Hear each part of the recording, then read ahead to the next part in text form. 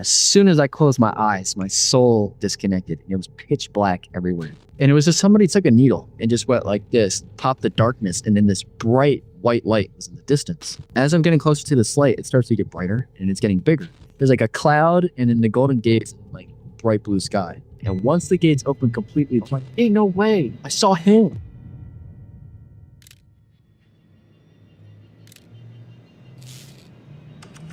Christian, welcome to God's Voice Today. So excited to have you on the show. We briefly connected last week on a quick 15-minute phone call. By the way, everyone watching, if you have a testimony you want to share with me, you can go to godsvoicetoday.com/call and you can schedule a call with me. You can share it with me just like Christian did. And Christian, before we jump in talking about your supernatural encounter, it's an amazing one. Can you just back it up, kind of paint the picture of what your life was like leading up to that encounter? All right, let's take a couple steps back. Let's see, where do I want to start? I'm originally from New Jersey, Cherry Hill, New Jersey. So down south near Philly area. I lived like 20 minutes from Philly, so I was there all the time. Growing up, it was, me, my older brother, my oldest sister, and my younger sister, and both my parents. Uh, you know, Growing up, at first it was good. The family members would come over, we'd have good times, like or we'd visit family friends. Like 4th of July, we'd be lighting like firecrackers and fireworks, all that stuff, like shooting Roman candles all across the way. You know what I'm saying? People driving by, you see 'em just flying over them. Uh, all that type of stuff. So I'd say around the ages like 4, 5, 6, things were good. Everything was fine. We all had a good time. Uh, but everybody's story, we all have our ups and downs. So I'd say right when around I was about 8 or 9, so like 3rd grade, 4th grade, um, things started to get a little downhill, I would say, for us. My parents started drinking. Uh, my mom started to smoke more marijuana. Both my parents took, I think, pills, if I'm not mistaken. I could be mistaken on that, but either way, they were drinking, smoking. Um, Things started, our financial situation started to get a little out of hand. My dad wasn't working, neither was my mom. So it was, my great grandmother, thank God, uh, she was helping us out. She would help us with rent, food, things of that nature. She would actually get us clothes. She would take us clothes shopping. Um, you know, it started to get a little out of hand as time went on. In school, yeah, I was more to myself. I would talk to a couple people here and there, but I usually had one friend out of school, and most of the time he'd be doing his thing. He'd have whatever. So if I didn't hang out with him, I was inside of my room, locked myself in. So uh, I would say around the ages of, I say the age of 14, that was when it was really bad. Uh, we got kicked out of our apartment, and we were homeless for a couple months. And it was like, I don't know how we survived that, but, I don't even know where my parents got the money from. But they somehow, some way, we were able to get food, able to, have somewhere just to have an area to sleep in. But there was one apartment, or not apartment, excuse me, hotel we were staying in, and there was cockroaches everywhere. And my, it was my mom and my dad, myself and my little sister. And at the time, before we got evicted, my grandmother and my uncle were living with us too for a little bit until we got kicked out. So they were with us too. So me, my parents, and my youngest sister were sleeping on the floor. And I just remember it was so bad in there that there was literally cockroaches crawling on us and like stuff like that. Um, that time, my parents were drinking heavy, like to the point where like they could barely look you in the face straight. They could barely sit down, like right. They'd be moving all around like this and everything else, but it was getting low rough at that time. Uh, I think I was just starting. I was a freshman in high school, so I was just starting out with that. When I came back to school, I couldn't go to school for that time. So when I came back, people were asking where I went. And my best friend at the time told them that I went to California.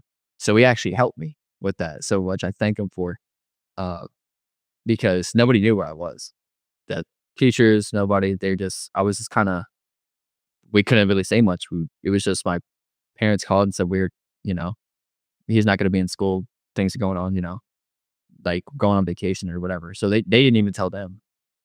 As time's going on, we actually get back into our apartment and things were able to work out. We got to get back. And as time went on, I was still, you know, growing up. I also dealt with, I didn't mention this a little bit ago. I'm going to travel back. I know I'm kind of skipping all over the place. Forgive me, ladies and gentlemen, but, you know, uh, I've also dealt with molestation growing up. There was a lot of, as the more my parents started drinking, there was more physical abuse, more uh, verbal stuff, more psychological traumas, different things of that nature. Uh, but they, but skip back 14. I know I'm a little over the place, but at the age of 14, I think, or 15, I forget one of those ages. I think it was the year 2017, and it was Thanksgiving weekend, and I was hanging around the wrong group of kids at the time for a little while. Um, at first, when I was hanging around with these 2 kids, they were fine. We were all having fun, just doing things like we just stay up late and, go outside at like 2 o'clock in the morning, just be outside, just around the apartment complex. Nothing too crazy, just hanging out. But as time went on, we started going to stores. We would, you know, take we would start stealing drinks and we just started stealing all kinds of food, just taking whatever. We started taking bikes. We started stealing people's stuff off of their property. There was one time when I was hanging around with my one friend, we spray painted uh, cars, vehicle, like vehicles. I think a couple buildings. We were just being children, pretty much. And that's not to justify any of that. It's still wrong, but that's what we were doing. No, for me, there was no brain in there. So Before we get back to the episode, if you're enjoying this interview, can you take a second to subscribe? It really helps us reach more people with these powerful stories. Thank you in advance. Now let's get back to the interview.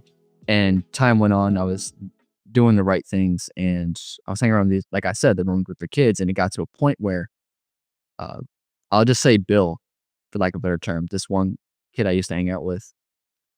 Me and him were hanging out together. We decide to go to the mall, and right across from the mall, there's a movie theater. And at the time, Jigsaw, I think, was just released. I know they have like a bunch of those movies, those Saw movies, but I think Jigsaw at the time was just released, and we snuck in the movie theater and we watched it. So once we finished that, we're heading out. We're riding our bikes to the mall. We're talking and laughing and doing dumb stuff. And I remember we went to the mall and we were only there for like not even 15, 20 minutes, and he bumped into his uh homeboys back home in the streets. They were in Camden and stuff. And so that's a rougher part of the area. And I remember they saw them, whatever what was going on. And we as we're hanging around with these kids, we go down to the main floor and by the cafe area, a bunch of the food food shops, whatever. I think there was like what was it, like there was some smoothie shop and like a Jersey Mike's and a Chicken Now and a Panda Express, like all these different shops there and in the food cafe. So we're sitting there talking or whatever. And then we go outside. Right outside, there was like this little area, like this little bricked off area, I think where like the garbage was. And there was about 20 kids outside. They're probably like early 20s at the time, probably like a little older, or maybe kids right around my age. And I would say Bill, like I said, for lack of a better term, like that guy, Bill, went to the back with his other boys. So I go back there. And before I could even get back, the guy pulls out a gun and he puts it right here. And he's like saying stuff or whatever, saying stuff in my ear. And this odd feeling, like at the time I was like kind of nervous, but then I had this wave of like peace, like this weight was lifted off of me. Like almost that feeling of everything's gonna be okay. And I remember I'm back there and Bill pushes me, but he's signaling me to leave. But I don't process that. I'm thinking he's trying to be somebody else because of these people around him. So I'm sitting there, I'm watching everyone. I'm trying to keep on guard and all that. And one of the guys starts saying whatever, starts pressing me. And finally he says something, he just hits me all knuckles right in the eye. like right on the right above my eyebrow. Hits me right there. And surprisingly enough, I was able to take the hit. I thought I was like gonna fall over on the floor, but I remember I walked over. I was just like, ah man. And another kid punches me right in the side. And it did I couldn't really feel anything because I was so focused on my eyes. My eye started bleeding. There's blood down my face, and then I hear laughing. You know, they were laughing at me or whatever, and I heard a couple guns cocked back, and I don't know if I heard a knife or anything, but everybody was just standing there, like, they didn't move, and there was cars flying by, there was a lot of noise. It was, you know, pretty packed at that time, and I remember my hearing just went, and I couldn't hear anything, and I heard one word, and the voice was deep and gentle and, like, soft as a feather, almost, light as a feather, and I heard, "Leave." And then my sound came back, and I was freaking out because 'cause I'm like I'm looking around to see if anybody else heard what I just heard, and they're looking at me like I'm crazy because they thinking I'm kinda out of it because of my hit on my like, the getting hit. But I turn around to see, and, it was just them s like, 2 people staring at me, and then I turn back around, I'm looking at the dude that hit me, and he's huffing and puffing, but his eyes black, like, pitch black, his whole eyeball. The whites of his eyes were black, the entire thing. I was just, like, staring at him, and I wanted to do something, but I'm like at this time, I'm like, what, 5'5", I think? Not even 90 pounds. So, I'm, like, just skin and bone. I'm, like, super skinny. I woulda hit him with, like, a feather, but even still, I was ready to go at everybody. I was ready to do whatever, but it was just me, and there's, like, 20 people around me, so it's like I can't really do anything. And he's sitting there huffing and puffing, and the rest of the people move to the side. Like, they move out of the way so I could leave. And I was like I'm sitting there going like this, and I'm just like, take a big dip take a deep breath, and I'm walking away. I'm walking out of this area, and I'm looking at the guy that's huffing and puffing. I'm just looking in his eyes, and it's just pitch black. I was kind of, a little, "Whoa, like, what this guy alright?" Like, and I walk away, and, there's a couple of the other guys start leaving or whatever. There's still a few people around, and they're looking at me. And I remember there was a couple guards sitting at the front of the mall where we were at, right by the doors. And one of the guys noticed me, bigger dude, and he says, "Hey, man, come here." And I was like, "All right." He was just like, "Here, go in the bag and wash yourself up." So I go, "Okay." I walk in the back and, there's like a little sink or whatever. And I go like this. I'm washing my hands. I'm like, ah, there's blood all over my hands. And I look in the mirror and I just see my face just from that little cut right here. It was just blood everywhere, all down my face. So I'm just like, and I'm washing my face, washing it, it's still bleeding or whatever. I'm just like, all right, I gotta like hold it with something to keep it from bleeding. He was like, and I come back out and he's waiting there. He's like, "You got to ride home or anything?" I said, "I have my bike, but I don't even know if it's there or not anymore." So me and this other guy, Bill, we hop in this security guard's car, and he's like, "Here, I'll take you home." And so he's taking us back. And I remember we went to go get our bikes, and mine was gone. So I was like, and I was upset, and I was like, "I can't. My bike's not here." So he was like, "Here, I'll take you home." So we wound up taking me and Bill home. We actually lived in the same apartment complex, so if I could come out my back door, I could see him and walk to his house, be like 5 seconds. So, uh, you know, that situation, whatever, I get out. I remember going home, and my dad was, you know, out it. Like, he was drinking so much, like, he was half passed out. Well, not half passed out, he was sleeping. He was even if he woke up, he wouldn't know where he was at pretty much. So I remember I go home, and it's him there, and I think my mom was, like, knocked out, and I was just like, I don't know if he said anything, but he was just kinda there, like, just drunk. And I remember I told him, I was like, "I almost lost my life not too long ago," and he was just kinda sitting there like, "Alright." I was like, "Well, that's cool, I guess, right?" So I go in my room, I grab, my clothes. I think it was, like, 9, 10 o'clock at night or something like that. So I go home, when I'm inside, I look in the mirror, and I'm just seeing, like, this cut right here. And I'm just like, come on, man. I mean, I'm hopping in the shower trying to clean it, it's stinging. I'm just like trying to scrub it, put soap in it, something, you know. But fast forward, things are still not working out. I started getting to exercising. I was about 15, about to be 16 soon. I started talking to this one girl, and I'm starting to get into calisthenics. So like pull ups, push ups, dips, stuff like that. I start trying to do more techniques, uh, trying to do like harder exercises. And so I always wanted to sort of have that attention in a way, because I never really talked to too many people. So after a while, I was like, I wanted to build my confidence, because like I said, I usually close myself out after a while. And it got to a point where I was just like, I start working out, and a few months pass by. I'm, getting a little confident. I'm sitting up like nice and straight in school. I'm like flexing the entire time, because I'm like trying to I'm like taking in all this information. I'm like, oh, they're saying, God, do this and do that. So I'm like ultimately just in the zone, just all the time. And people started noticing after a while, but it got to a point where I guess something like the smallest thing happened. I think I remember my little sister and my mom were downstairs. My great grandmother's coming by every year. She would take us out to get clothes shopping. She'd get us like a few outfits and maybe like a pair of sneakers. And I couldn't wait. So I was like, let's go.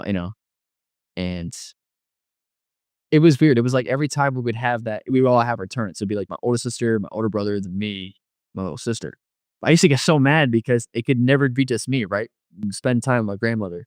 It was always like somebody else had to tag along, and I was like always mad. So like I don't know. It was the smallest thing. And I remember freaking out or whatever. I hit the wall and I broke my finger. My finger just snapped like that. Like it twisted up and then like pushed back. So like my whole finger was like this. So I was just like, "Woo." I was like, "That's what I get, though. I'm 15 years old being a little angry like that." And, I get surgery, I think all summer my hand was broken. It was like May around this time. And then as time went on, all summer broken, can't do anything. I'm at the doctor's office and I still have the pins in my I have the pins in my hand now. Like it's been like a week or so, or a couple weeks since I had the surgery. And the guy that hit me in my eye is there, and he's sitting right next to me. Like, there's this chair, there's another one next to me and another, and then there's, like, a couple chairs on the side. There's, like, 2 or 3, and he's sitting there, and he's just looking at me. And now this time around, now that I see him, he's like a grown man. I'm like 14, 15, or at this time, I think 16, because, I think it was, like, 2018, 15, 16, yeah, I forget. Uh, but he's across from me, and now I'm starting to take in, like, more of his features and everything else. Like, I'm like, I'm like in my head, like, this guy is a grown man. He looks like he's about 30 something. And I'm like 15, 16. He was doing that. He was getting mad. My dad went with me at the time, and he was sitting there just looking at me, like ready to go at it again and just do something. And my dad comes back and he sits right next to me. And then the dude pretends like nothing's happening. And tell my dad, I'm like, "Remember I was telling you before?" He was like, "Yeah." I was like, when I got hit, I was like, pointing at him. He's like, "Him?" I was like, "Yeah." And he was just like, he wanted to do something, but at the same time, as soon as I pointed him out, they were taking him away. He was leaving. So I was just like, I was like, I was like, That's not a coincidence. That was something." Like, I felt something in that moment. Like, I could not just in the physical, in the spiritual. Like, I noticed something there. Another thing too, like growing up, I always try to look deeper into things. So, like, even though that situation is happening, I try to look behind it. Like, what is the reason behind this? Not just with him and not just with me, but what's happening around in this. Like, there's probably something behind all this, right? So, but that happens, time moves forward, and, I'll skip forward a few years. Now I'm about to be uh 17. I think I'm about to be 17. It's 2019, year 2019. And I remember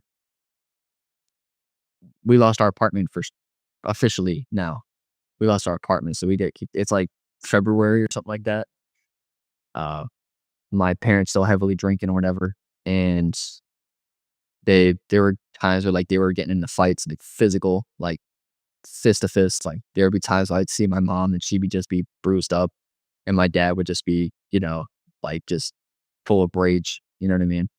Uh, we got we got some of that too, some of those kids, not some of those kids, we all got some sort of treatment like that, so it got to but in 2019 now, we get kicked out, it's February, time moves on, my grandmother had gotten her own apartment now, and she was dating another guy, and m my parents and I and my little sister move in, and they only have a one-bedroom apartment, and it's just on, like, the 6th floor, and I remember we had to sleep in the walk-in closet. So, like, let's like, this it was just be like as I don't know, not much taller than the doorway, it'd be, like, 10 it was, like, 8 feet, 9 feet tall and, like, not even, probably we were all sleeping like this, me, my youngest sister, and my mom, and my dad was actually sleeping outside. He was sleeping out in the woods and stuff like that. He had nowhere to go. Everyone pushed him away because he would get rambunctious. He'd drink all the time, cause problems, and then, they get mad at him. Uh, in like same thing with my grandmother. Like he was starting stuff. He was drinking a lot. So was my mom, and they just be fighting back and forth. And my grandma was like, "Get out! Like, can't have you around here." So, um, around that time, I was smoking weed. I just started doing that at the time, and I would go to my friend's house and, we'd hang out here and there. He'd have like a cart, like those electronic pens or whatever, and I'd hit that and we'd do that together. And we wouldn't do it all the time, but then as it was like a here and there thing, and then it was like every weekend, and then it started turning to every couple days, then every day, then it get worse and worse, right? And I remember at that time we were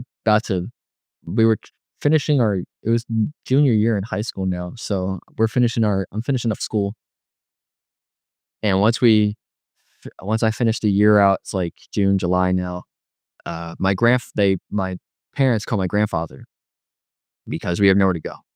Uh, my grandmother's kicking us out, we can't stay here much longer, we're sleeping in a walk-in closet, you know what I mean? No ventilation, heat in the summer, heat is crazy, in the winter, it's absolutely freezing.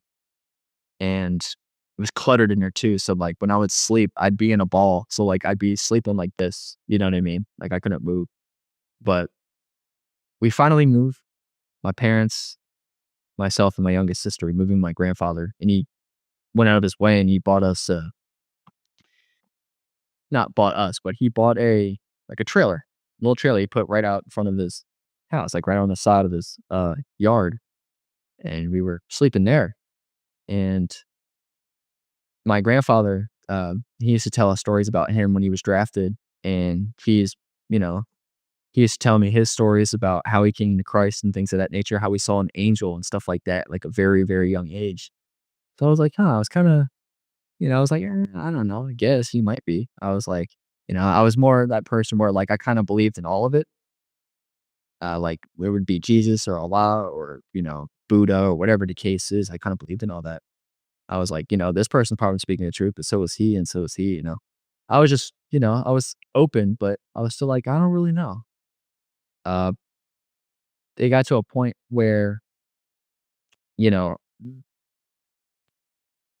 I go to school senior year, I got a new girlfriend, and we're talking or whatever, and time it's good so far, things started happening. Then, right when I'd say in March of 2020, when the COVID hit and everything shut down, we were all locked in. My parents way worse. My dad would be drinking so much the whites of his eyes would be yellow, like yellow like the sun, and he'd be out of it. We'd be causing all types of stuff. We'd be fighting, uh, all that. It was just then me and my dad started going back and forth and like getting in each other's faces. Uh, my youngest sister would be fighting with my mom and my dad. We'd all be like arguing with each other. It was just a lot of tension. I was at the time, just when I was dating this girl, like, since, being a teenager, hormones through the roof, I can sure you put 2 and 2 together, we were fooling around, for lack of better terms, like, all the time, we trauma bonded, so she went through some things, I won't go into it, but, she went through certain traumas in her life and, both of our parents were alcoholics, so we bonded over that, there were certain things that we went through that were very similar, and that's how we connected and formed that better relationship in a way at the time. Uh, it got to a point where she started cheating on me, started going behind my back, and I was just fed up, you know?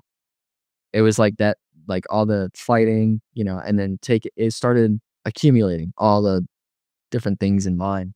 Um, like I said, I wanted to touch up on this. Like I said, I was molested growing up by family members, but I was also by people in the neighborhood too. And I never said anything to anyone for the longest time. Like I kept my mouth shut. Um, you know, I was getting hit in school. Like, there was one time, like, there's these kids would, like, always mess with me and say stuff about my family, and I used to get so mad, and they tried to hit me at times. They wanted to slap me and do whatever, all this stuff. They wanted me to, like, slap box or something. They were just trying to hit me and whatever. I used to get so mad all the time, and I remember I was just fed up with it. Now, it's 2020, it's November. I know I'm kind of skipping a little bit, but it's November 7th. It was a Saturday. And I remember my grandfather was at work. I moved out of my parents' house. I moved in with my girlfriend at the time, and it was like flapping around back and forth. I moved in with my grandfather. Now I'm staying with him. And every day he would talk to me about, he would always talk about the Bible. He would be like, you know, talk about, you'd be like Jesus Christ and all that. He'd talk about Adam and Eve, fallen angels, all this stuff, Satan in the garden and all that. He used to talk about it all the time. At the time, I'd just be like this, like, I don't want to hear this story. You know what I mean? Like, he would say it if you would talk for hours, and sometimes I'd be sitting there like this, like I'd get irritated with him because I didn't understand at the time really. Uh, but like I said, November 7th, 2020, I find out that the girl I'm with at the time is cheating on me, and then um, there were other things I was because of that moment, I started jumping to other conclusions of other things, so I started really getting, like, out there. Certain things I was jumping to weren't true, but other things were because I watched it firsthand. Um, I was fed up, all that moment of just finding that out, it was more like I was saying, it's like the hair on the camel's back that I just snapped. It was, all the memories of the station, being in, situations where I'm almost losing my life, the physical abuse, mental abuse, all that stuff growing up and, uh, reject bullying in school and stuff like that too. Not like I said, not many friends. Sometimes I talk to certain people there I was cool with, but like I'm probably counting on my hand, you know, both hands actually, so not many. But, I just got fed up. I was like, I'm done with this. I had to deal with all this nonsense, have to deal with all this trauma and all this pushing. I was like, I'm done. I was sobbing. I was like, I'm done. My grandfather, like I said, he was drafted in Vietnam. He didn't go to Vietnam specifically, but he was drafted for the Vietnam War. And he always talked about some of his time there. And he had some weapons and things of that nature. And he specifically had a handgun and it had no safety on it. So knowing that, it was like a 9 millimeter or something. So knowing that, I took it, loaded it up, cocked it back, and I'm in the living room and I was just crying. I'm just like, I'm done. And I went to pull the trigger and it was like I was pulling it all the way back and nothing. It's like, that's odd. I was like, I just loaded it live, right? So I took it out. I took the clip out, the gun. I I take the one out of the chamber, put it back into the clip, load it up, dude, all over. And I go like this, and then I feel like it was like when I went to pull the trigger, it was like I felt like two fingers go like this, and my hearing left again, like that same moment before. Like all my hearing left, and then this time I heard a very deep voice. but still very gentle. It was more like deep as the ocean, right? Very bassy, and it surrounded my whole being, and I heard him say one word, and he said, "Stop." And then my hearing came back, and I just started bawling, like, bawling my eyes out, crying. And then I remember I got up and I was in the living room by myself in the house. My grandfather was gone and everything. And I was like, "This is all your fault." And just started this letting out for like 45 minutes to an hour. And I'm saying, "This is you did this, you know, this happened, this and that, all the situation you've been through," and like started going into detail.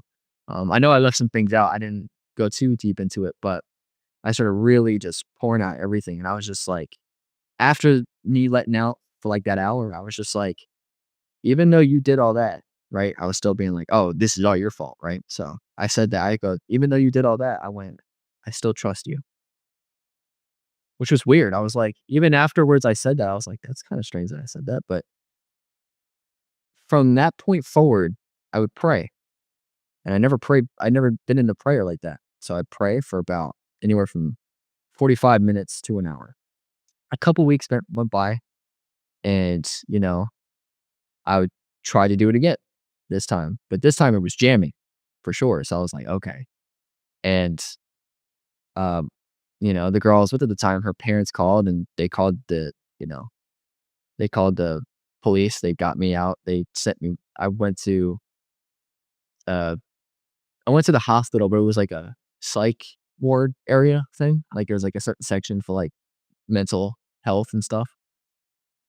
And I remember I go there and I'm there for a week, but once I like they take me in an ambulance or whatever, and they're talking to me. I'm just keeping quiet most of the time, but I finally get to the hospital. They get me in and check me in and everything, and there was just this old lady sitting there, and she's been there for a while. She's like a patient there, and she looks at me. She goes, "What's your name?" I'm like, "I'm Christian." She's like, "Christian? Do you believe in God?" And at the time, I went, "I believe in God." I said, "I don't know if he believes in me." And she went like this, and she's kind of like, she's like, "All right." They get me they s It was, like, pretty late at this time. Uh, it was, like, 9 o'clock at night. Now it's, like, towards the end of November. It's, like, right before Thanksgiving of 2020, and I remember they put me in this room with this one guy, and we're trying to go to sleep, and he starts telling me his life story. He was, like, telling me he was on drugs and this, that, and third. I won't go too much into it. I forget his name. I hope he forgives me if he sees this. I hope, forgive me for forgetting the name, but now he was telling me everything about, like, all the things he's been through, and, he was like after, like, an hour and a half of him talking, 2 hours, he was just like, "I'm sorry, man. I'm sorry I was, like, pouring this all out to you." I was like, "No, it's okay. I was just, I'm listening to you." I was like, "It's alright, but, it is kinda getting late." He's like, "But no, I appreciate this." And I was like, "Nah, no problem." The next day, he's like next morning, he was talking to me, whatever, and he still opened up more and more, and he was getting ready to leave, I guess, like, go back, and I guess he wanted to make things right. He's like, saying something about his he was, like, saying things about his family to, like, get things right with his marriage, all that. And then he looks at me, he says I remember he looked at me and was getting ready to leave. He was like, "Hey, man, don't give up. You're gonna be alright. Everything's gonna be good." And he was like, "And by the way, if I were you, it gets pretty boring in here because you might actually lose it." He's like, "You might wanna go in there and do some activities." I was like, "Okay." I was like, "Alright." So I'm in this room by myself for a little bit. I was just sitting there. Now I'm talking in my mind. At the time, I was trying to talk to God, but I'm also like, is he there? Is it just like it's like when they say talk, I was like at the time, I was like, is talking to God like just a figure of speech? Like, is this just like a way to vent? You know what I'm saying? To my own self. I'm just kind of in another place here in my mind. So after a while, I'm in there for a week. I'm in there for a few days, and I got moved into another room. There was another patient there, and we start talking, whatever, joking around, and I asked him why he was in there. He was like, "I'm only in here because I can't sleep right, so I'm getting other medication and stuff like that." And then he was like, "What about you?" And I started telling him certain things, and he was like, "Oh wow." He was like, "All right." He's like, a couple of days passed by, and I think it was like a Tuesday or something like that, or a Wednesday. Tuesday or Wednesday? I think it was Tuesday. He ends up leaving and he hands me his email. He's like, "Hey man, when you get out, just email me, we'll talk and we'll try to set up a date to like, we'll talk and everything. He's like, I'll bring my wife and bring your girl and we'll have dinner or whatever." So I'm like, all right. So I held on to it and I kept it in my pocket. I remember it was time for me to leave and the girl I was with picked me up and she was saying like, I'm not even supposed to pick you up. My family doesn't even want you around and all this stuff like that. And, she takes me back. She brings me back, but she brings me back to her house and your parents to talk to me, whatever. And at the time, I was just so angry, like, I was kinda blocking everything out, so it just looked like their mouth was moving and I was just shutting everything off, you know? I go home and I'm working now, I'm working at this lumber mill, and I was praying. Like I said, 45 minutes, like 2 hours sometimes, and I'd even be talking to him I'd be talking to God throughout the day, right? Or at the time, my thought process was talking to God, right? Like, just talking to myself in my head. At least that's what I'm thinking, and I'm just kinda going through everything over and over and over, and I'd be crying at work. I'd be in the lumber mill by myself, like, over in another area and everything, and I come home, I pray. I did that for a few weeks. I'd say, like, a month. And, some change actually. But I remember for 1 week straight when I did that, I'm I'm out of the hospital now, I'm working it again, and now a week passes by, and now I finished prone, and I'm getting ready to sleep, and I'm sleeping. Then I knock out. It's been a couple hours, and then I hear a knock. Not only did I hear a knock, I felt it. It was right here on my chest. But the knock was so loud, I thought somebody was knocking at the door of my house. My grandfather's sleeping at the time, so I'm sleeping on the futon, so I'm like, "What was that?" I'm like, I gotta be losing. Somebody's at the door, right?" So I get up, I go out back, I go to the sliding glass door, and I turn on the light, and I'm looking out, it takes a minute for the light to get on, so, like, it's kinda, like, super dim, and then the light brightens up. So I'm sitting there, I'm waiting for this light to, kick on. I'm just sitting here like, "Was somebody at the door? Is that me?" I'm losing it. And I remember I said out loud to myself, I'm like, "Man, who's at the door at this ungodly hour? Like, who's bothering me? Who's bothering us right now?" I open the front door and I turn on the light and no one's there. So I'm like, "Okay." Funny I say that, right? Ungodly hour. Little do I know it's him. I don't see anyone. Been a couple minutes, I'm waiting. I'm like, "All right." I shut off the light and I lay down. I put the blanket over me. Once I'm falling into a deep sleep, I hear it. And then I heard him speak to me. I didn't know until later on that's in scripture. And he says, "Come to me, all ye who are burdened and are heavy laden, and I will give you rest. For my yoke is easy and my burden is light." And I was like,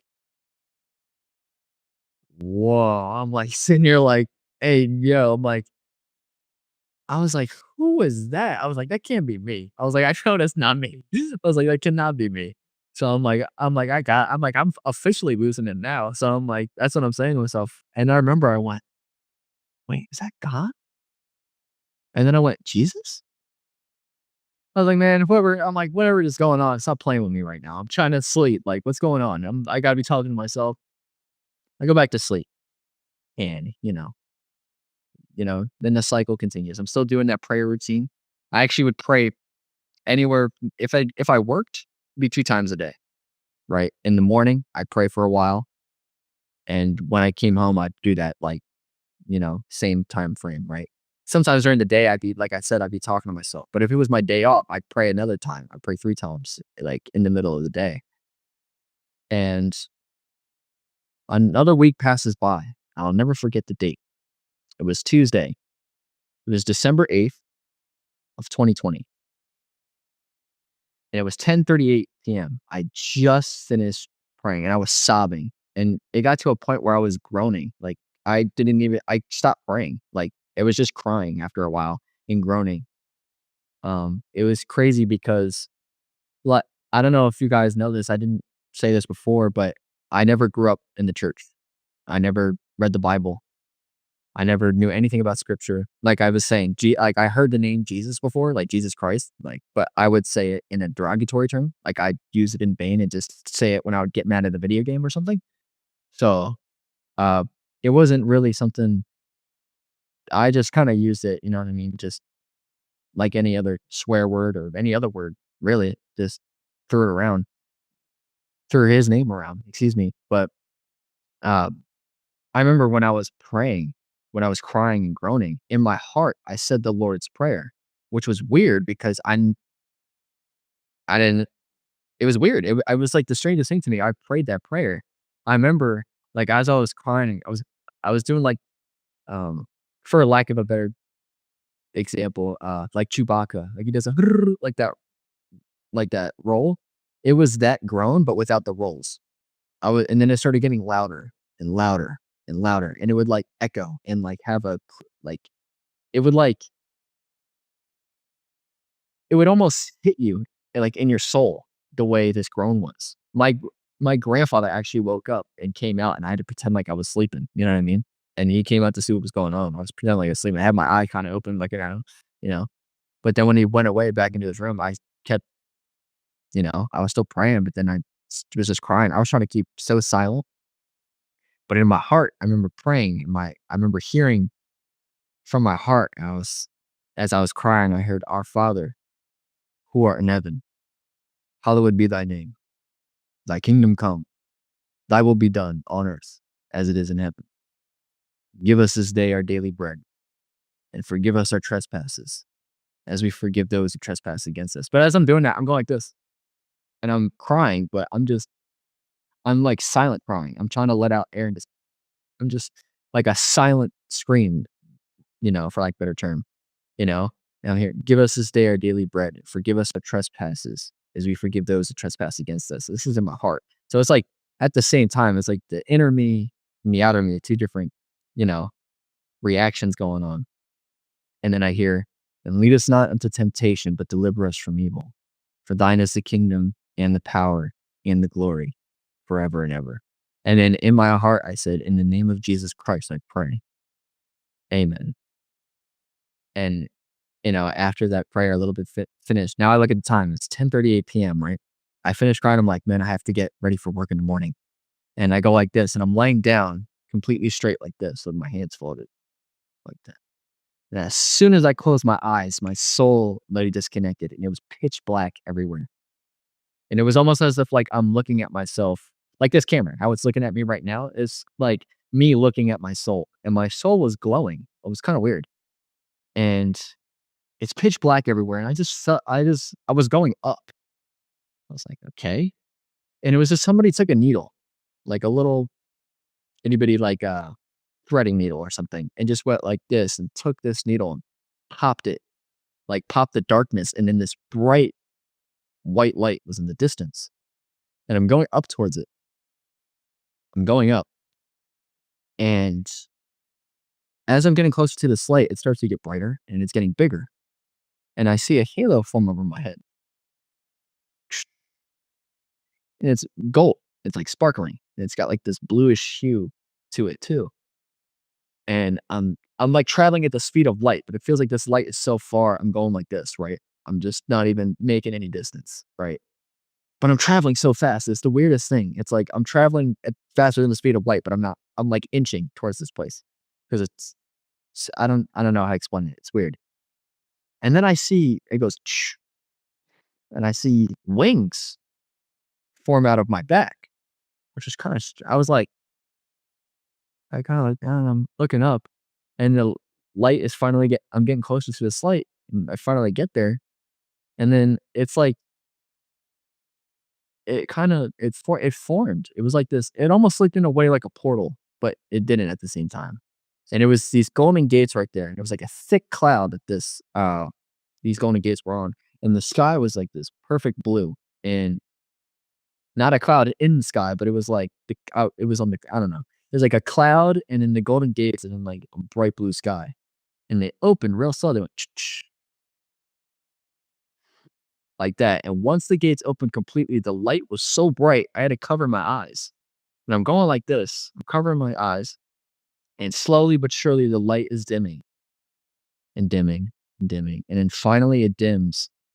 And I see a man in the throne looking at me like this. And his eyes are just glued to me like this. Like they're focused on me. And in his pupils, there are flames of fire. Like, like, like if you were to see like a campfire or something burning in real time, his eyes were burned. Like his eyes were on fire. Like it was crazy. And the color of his eyes were blue, and they looked like the oceans crashed in them. And he's huge. Like, I don't know. There's a piece of paper in here. Perfect, actually. Matter of fact, let me see this paper. I'm gonna take the corner of it, and I see this golden throne, and it's like it shines like a crystal. It's like sparkling, but I can see through it. It almost looked like I'm looking out a window or something, right? It's like I can see through this throne, but it's like sparkling like a crystal. I'm like, what's going on right now? And I see a man in this throne. He's looking at me like this, right? And his eyes are on fire, and he's got blue eyes, and his skin is like brass or like a copper, and it shines like pure gold. And he has this white, silvery, like his hair is like silver. It's the color and the shine of his hair is like pure silver. And his hair almost looks like a paper towel roll. How it like I know it's kind of a funny description to use that, but it's like a circular curl. His hair curls, and it's like comes across real long. And it looked like it's stacked upon itself. His hair is stacked like that, like the curl stacked on his head. It almost formed like a trapezoid in a way, like the way it formed over his head, right? And there was still a light above his head, and he has this like silvery beard that waves down and goes to the middle of his body. And he's just looking at me like this. He's got this pearly white robe that's perfect. It goes to like here on his hand, and he has a golden sash across his chest. And he has sandals with a strap on his feet. And as he's looking at me like this, like it almost looks like he's in the zone. Like he's just totally focused on me. And there's another man right beside him. And me and this other man, we're about this big compared to him. This is a piece of paper. I'm trying to use a description, but like it almost as if I was down in this, I'm like this big. Like he can hold me in his hands. And I'm like that. That's me. Right. And this other man too was like the same size. And he's wearing the same thing. This other man is wearing his pearly white robe, golden sash across his chest, sandals with a strap on his feet, and his eyes are blue as well. But I didn't see the flames as I did with the man in the throne. And he kind of has hair like mine, like, but it almost like flips. It's wavy. It's like kind of flappy everywhere. And he had this goatee here, and he was just smiling at me like this the entire time. And when I'm in the presence here, I notice that there's not a single shadow of where they're at, like where this man is sitting and where the man is standing next to him at the front of the gates. It's like there's no shadow in that area. And I couldn't remember anything that's happened in my life now. Like let's say now I'm in the presence of these two men, and it's me there, and it's like it's as if this life that's happening, like for example, this interaction, it's as if this never happened, right? It's as if this my life never even existed. And I remember I looked up, and intuitively I knew who this man in the throne was. So I go like this and I said, "Hi, Father." And I was kind of nervous. And he says, "My son." He says, "Why doest thou comest unto me?" Which still bugs me out to this day, because it's almost as if like he's saying it almost feels as if I had the choice to go up there, which kinda confused me. And because I couldn't know anything of how I got there or remember anything that's happened in my life, it's just I was confused a little bit. I was a little bit puzzled. So he asked me that, and I go, "That's a great question." I said, "I should be asking you the same thing. Why am I here?" And in my heart, I said, "How did I get here?" And I went like this, and I noticed the wings. I just noticed the wings, and I felt the halo, and I remember, like, I almost went like this and spun around to try to, like, look at my look at the hail on my head, like, almost like a dog spinning at his tail, like, trying to catch his tail. And I know not my son. And he's looking at me, he says, "For what I do know is that it is not your time to be here." He says, "You have duties to fulfill, and you have goals to accomplish. For I have seen everything that has happened within your past life." He says, "And thou shalt know this." And he's sitting in his throne, and the Father himself, and I finally come to the realization that the man's, like, standing at his right-hand side is Jesus. That's Jesus Christ sitting next to him. And they synchronized their voices together, Jesus Christ and the Father. And they spoke to me and they said, "Everything is going to be okay, for we are here." And the Father goes on and he says to me, "I love you, my son, but I am afraid our time is up until thine day of judgment." And he's just the entire time, mind you, he's looking at me like this, like zoned in on me. Like it's like once in a while he would blink, but he always had this focus on me like this, right? I know everybody's gonna be looking at this video like, what the heck? But he says that and he goes, "Doest thou hast any questions?"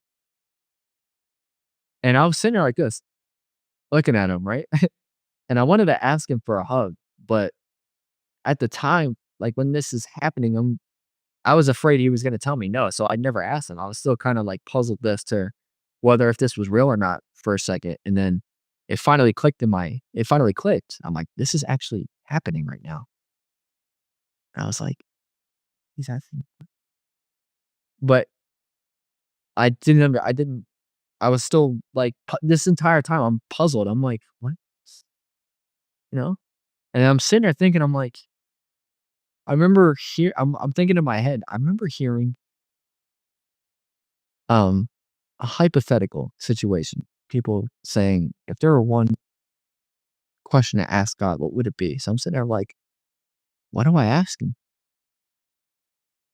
And I'm sitting there, I'm thinking in my head, like, I could ask him something to get some wisdom, right? I'm like getting excited. I'm like, I can get some knowledge and some understanding and this, that, and the third. And I started like going, like in my head, I'm just going out of control. And I'm like, that's, that's, that's, that's corny. Stop. What am I doing? I said, I'm going to be honest.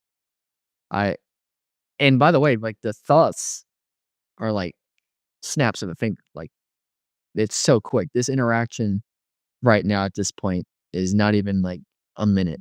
So then I say to him, the Father, I say, "Well, if it's not my time to be here, what am I supposed to be doing?" And I remember Jesus looked at me like he was kind of shocked that I asked that question, and he looked confused as to why I asked that. And I remember he looks at the Father like this, like shocked. And yeah, I'm gonna put my phone down so you can see what happens. So right, he's sitting in his throne, and I'm about this big, and I'm gonna put myself like right there on the floor. I'm gonna put myself like right here, right. You can barely see that, but he's sitting there like this, and he's looking at me, and he goes, "Know this," and he leans over me like that, and he says, "As long as thou shall follow my word, you preach my word, and you seek my word, I shall guide you throughout this life, and ye shall see. I love you, my son." And he sits upright in his throne. And Jesus calls me by name. He goes, "Christian." And I go, "Yes." And like, I get a little excited. And he looks at me and he says, "I love you, my brother." And I looked at him, I'm like, "Well, I love you too, Jesus," right? I got a little excited. And the Father looks at me and he says, "Our time is up." And then like it almost looked like this entire interaction, the Father looked at me with this focus. But right at this point, it was like, he was like, it almost like at the very end, he was pleased. Like he says, "Our time is up." And he goes, "Goodbye, my son." And he waves his right hand like this. And Jesus is standing next to him and he's waving his right hand. I was like a little kid in the candy shop. I'm going like this, waving goodbye, right? And I'm like that. And the light began to cover the Father's face. And it started, as it was covering, I see the golden gates go, and the cloud goes away like that, and I remember I fell, like and I don't know if you to put this in perspective, have you ever stood up real fast and, like, it gets a little light you get a little lightheaded, you Mhm. get a little, like, starry-eyed, right? It was like that Oh when yeah. my soul was coming Mhm. back into the world. Yeah, it was exactly like that. And then I noticed I'm looking at myself, like, from a distance laying down like this. And I noticed a few things. I noticed that I wasn't moving, like, at all, like, not even, like, movement of myself breathing. That was the second thing I noticed. I wasn't breathing. And then the third thing I noticed was that my skin is, like, pale, like, almost like this paper. I mean, my skin is already like that to begin with, but I mean, it was even, like, even worse. It was, like, super white, and my knuckles were, like, purplish blue, like I was outside in, like, 10-degree weather, like it was freezing. And like I said, when my soul left my body, I remember right before that happened, I looked at the clock and it was 10:38 PM. I'm looking at the clock at the on the stove, on the oven, and it says 11:15. So even though I know it's kinda weird, but, like, the time, I guess, with the Father and Jesus Christ, it was like it wasn't even it felt like it wasn't even a minute long. And when I came back, it was almost like a half an hour passed, like 40 minutes almost. I'm like, "That's strange." And then it was like, as I was looking at my body like this, it was like it snapped, and then now I'm looking at the right side of my face, right? And my soul is hovering over me, like, looking at me face to face, and my soul smiles and nods like that and flips around, like, to go to connect into my body, and I remember hearing the Father speak these final words, clear as day, and he said, "Blessed shall be the pure in heart, for they shall see God." And I remember my soul just connects like this, just connects in. And I'm sitting there laying down, and I'm opening my eyes, and it just felt like I took a really nice nap. Like, it felt like I had the greatest sleep ever in my entire life. And but as I'm blinking, and it's almost as if, like, I'm still looking at myself. It's so weird. It was like I was blinking, and I was still viewing myself. It was the weirdest thing. And I'm trying to come back, and then finally, I'm coming back, and I'm a little, like, freaked out. I remember laying down. I remember just leaning over like this, just looking down, and I was just I was shocked. Like, I'm puzzled for, like, 10 minutes just sitting there speechless, sitting there's just stuck almost. And I remember I was just like, "Holy mother of God, what just happened?" And I was just like, "Whoa, that's the craziest thing I've ever seen in my entire life." I'm like I was trying to joke around about it, like, to get myself back. I was just, like, trying to knock myself out of this, like, just feeling of I don't wanna it was like this overwhelming peace, but it was almost like I felt was stuck and just stuck like this. I was just like so I said out loud, I was like, "God, do you have a mom?" I was like, "Who created you?" I was trying to, like, make myself laugh. I was trying to do something. I was just like, "Yo, this is crazy." And then I was replaying everything to myself. Like, this whole moment was just, like, right here, almost as if I was watching a movie again. It was almost as if, like, I was playing everything over, and I was just going over everything. And I was talking to Anna about it. I was like, "Yo, you said this, and I was saying that." And then I remember it was like I was going over it in my head, and I was like I felt like this, joy, like, I was just like, like a little kid, you know? And I was just, like, sitting there for 10, 15 minutes playing this over again, playing it over. And I was just like it hit me. And I remember what he said. I was like, "Blessed shall be the pure in heart, for they shall see God." I was like, "It sounds very familiar, but I've never seen this or heard this before." So I grabbed my phone and I Googled what he said. And I'm trying to find what this is saying, but I'm seeing Matthew 5. I'm like, I just saw Jesus. Who is Matthew? I'm like confused. I'm like, who is this Matthew person? Right? I'm like, I have no idea what's going on. So I'm like, okay. I go to the images and I'm trying to find it because I remember before, like when I would try to do research and things, I would always go to the images and they would always have like some sort of background photo and have like a quote, and it would always work for me. So I went there and I'm seeing all these scriptures. I'm seeing Matthew 5:3, Matthew 5:7, Matthew 5:6, Matthew 5. 9. I'm seeing everything but the one I'm looking for.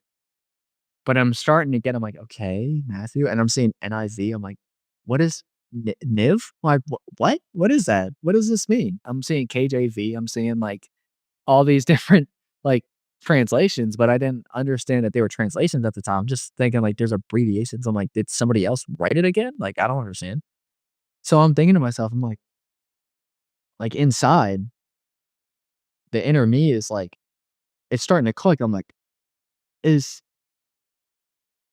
is this the Bible?" I'm like, "It's is this it's the Bible, right? It's the Bible. Oh, it's the Bible.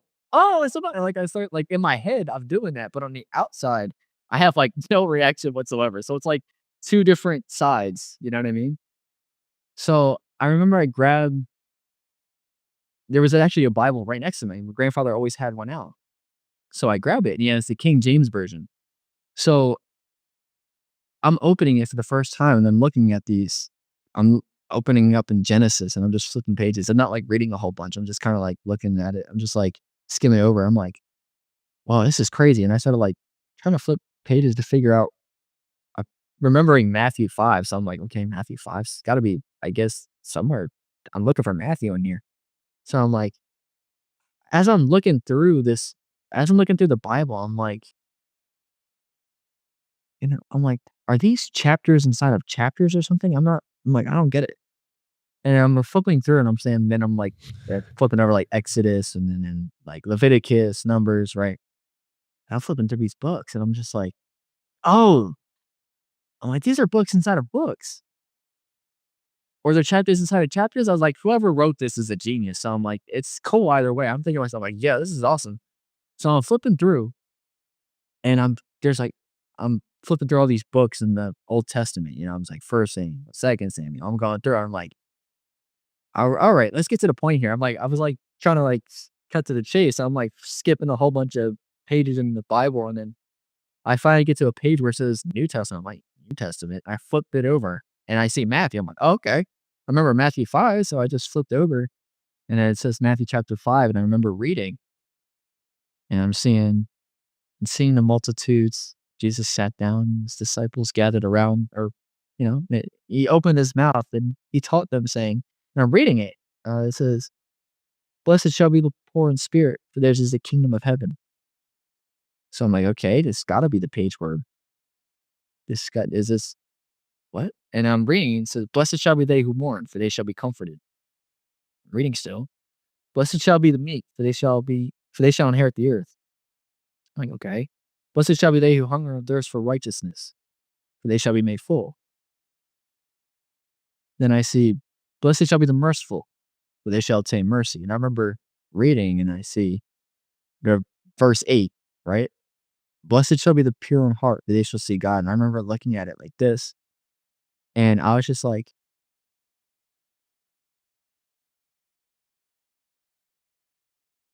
I was frozen for like a minute. Like as soon as I read that scripture, like I see, "Blessed shall be the pure in heart, for they shall see God." I heard him speak again, and he said, "I love you, my son."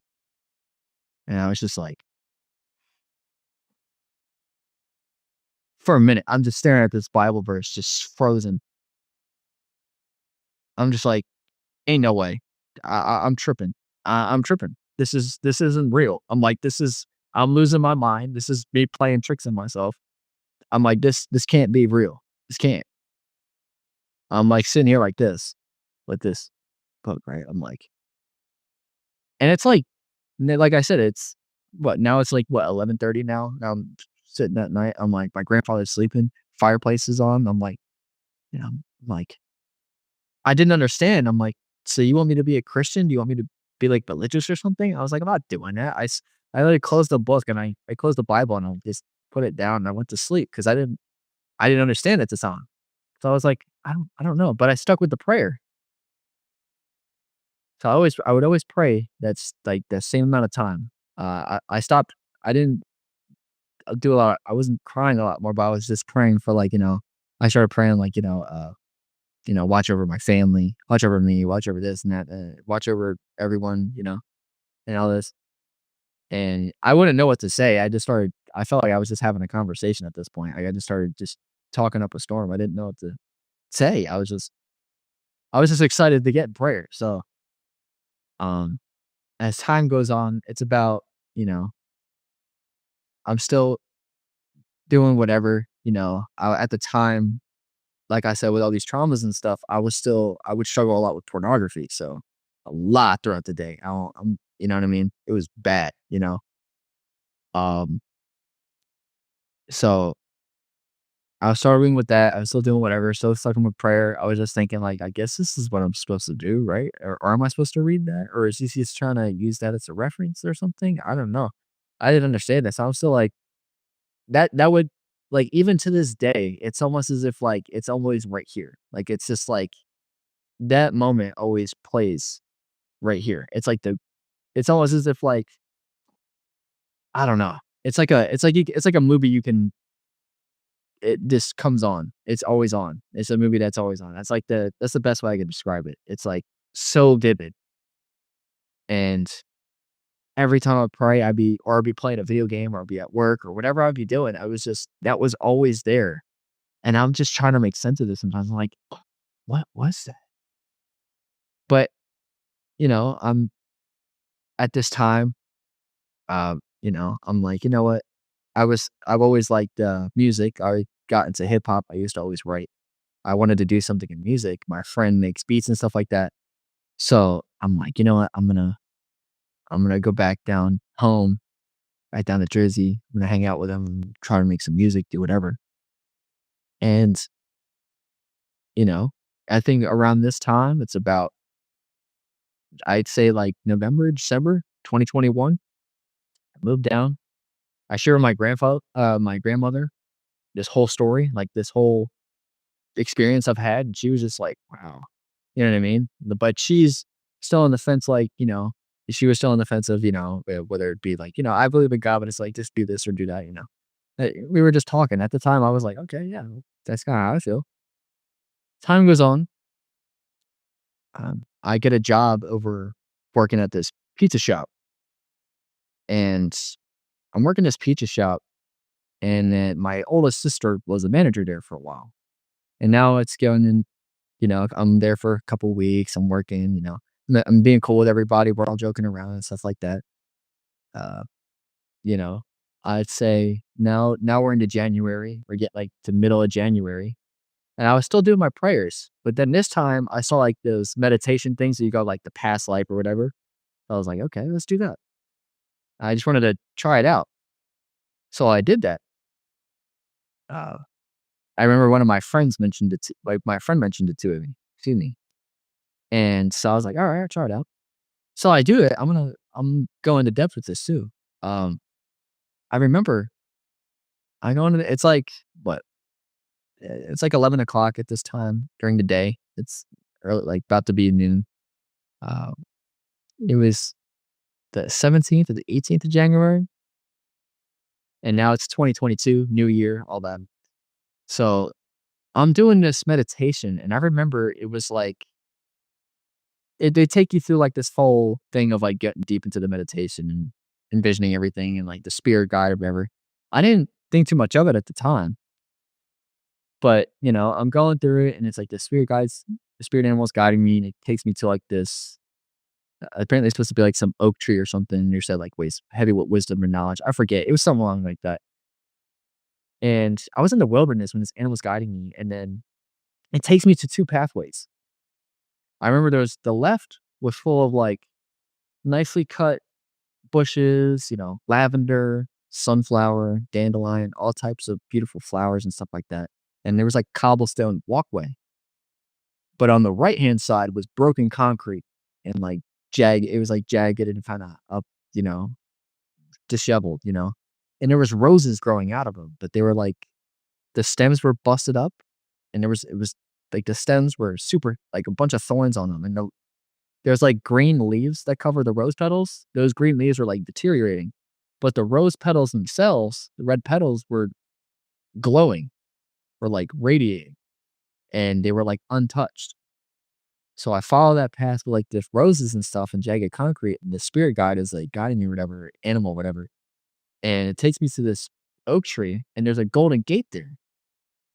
And as I'm in this meditation, it's almost as if like there's two sides right now. Like it's like my spiritual side and in my actual mind. So like in my mind, as I'm going through this, it's like I was like, I remember seeing that God, like, and it's there. I was like, that's weird. But it was more like the size of like a door. It wasn't that super big gate. It was just like a door like type of deal. And I open it, I walk through, and it takes me deeper into this meditation. And it's supposed to take me to the past life of whoever I was, right? Well, now it's like it takes me to these steps, and then there's like steps I have to walk down or something. I forget.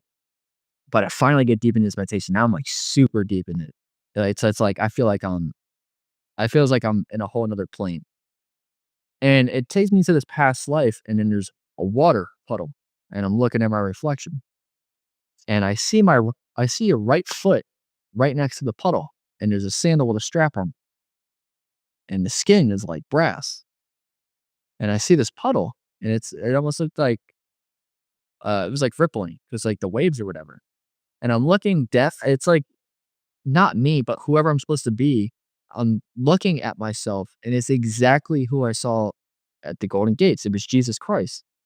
And I see a pearly white robe and a golden sash across his chest. And I see his blue eyes, and I see his goatee and his hair, you know? And then it sticks almost as if like it goes to a scene of his life. And I'm looking through his eyes. It almost feels like I'm experiencing it. And I'm teaching people, I say I, but you know, it was Jesus teaching in a synagogue. And he was like a child. And there was all these people around. And as I'm teaching these people around, everybody's just fascinated to hear what I'm saying. And I see 2 people, and if to me, I just think it's like, those are my whoever I am in this life, these are my parents, right? I guess I'm like, are these Jesus' parents, right? I guess. I'm like, I guess this is so and so's like who this past life is. And then I hear, Jesus, where have you been? And it's Mary talking to him. And she says, we've been looking all over for you. Why haven't you come? And I remember like, as I'm experiencing it almost feels like I'm experiencing firsthand Jesus' life, right? Jesus Christ's life, and I say to her, "Know ye not that I be about my Father's business?" And everybody in the place is just, like, shocked, like, "You can't say he's a child, what's going on here?" Everyone's, like, worked up, and even Mary and Joseph are kinda, like, pulled back, like, there were a lot of people in there, you know? And it almost as if, like, snaps, like, instantly, now it's another scene, and now I'm looking third person. Now I'm looking at Jesus, and he's still wearing his robe, and there's his disciples are in the field, and they're picking heads of grain, of wheat, and they're eating them. And Pharisees and like these religious people notice him, and they walk to him. And I remember they said to him, they go, Jesus, why are you working on a Sabbath day? It is against the law to be doing that. You are breaking the law for working on the Sabbath day. I remember Jesus looks at him and goes, if your sheep fell down into a well, wouldn't you work to dig it up? And they went like this, and they stayed silent. And he said, if you are hungry, wouldn't you work to get yourself something to eat? And then after he said that, one of the religious people said, Jesus, we know that you're, they said, Master, we know that you're like, sent from God because nobody else is able to like do certain things without the presence of God. And they said, but tell us, we have this coin. It was like, and it was Caesar on it. They said, "We have this coin, and we're supposed to give taxes due, right?" And he was like, "You hypocrites! Who is on the surface of the coin?" And they go, "It's Caesar." And he looks at it and he says, "Give what belongs to Caesar, but give what belongs to God to God." And they sat there like this. They were all frozen. And Jesus turns around from him and takes 3 steps forward and says, "I will destroy this temple and rebuild it in 3 days." And then they were like, "Why you can't?" They're like, it took forever to build a temple or whatever like that. And he was just sitting there and just like, just watching them just like freak out. And he was just like, even his disciples are kind of pulled back. and it skips to another scene, like, immediately. And I remember it was like the Pharisees were just saying stuff to him, and I'm still looking at him in third person now. And they were going back with him. And they were like, "How are you able to do these things?" He's like, "I do the things that I've been taught by my father, but you do the things that you have been taught by your fathers." And then he was like, he was like, "What God do you serve?" And then they said, "We serve the God of Abraham, Isaac, and Jacob." And then Jesus says, "If you serve the God of Abraham, Isaac, and Jacob, you would understand what I am saying. But because you do not understand, you do not," he's like, "you do not serve him." And then he's like, they were like, he was like, I forget exactly what he said, but he said something about Abraham. And they were like, he was like, they were like, "You're not even 30 years old. You saw Abraham." And Jesus looks at him and goes, "Before Abraham was, I am. I and my father are one."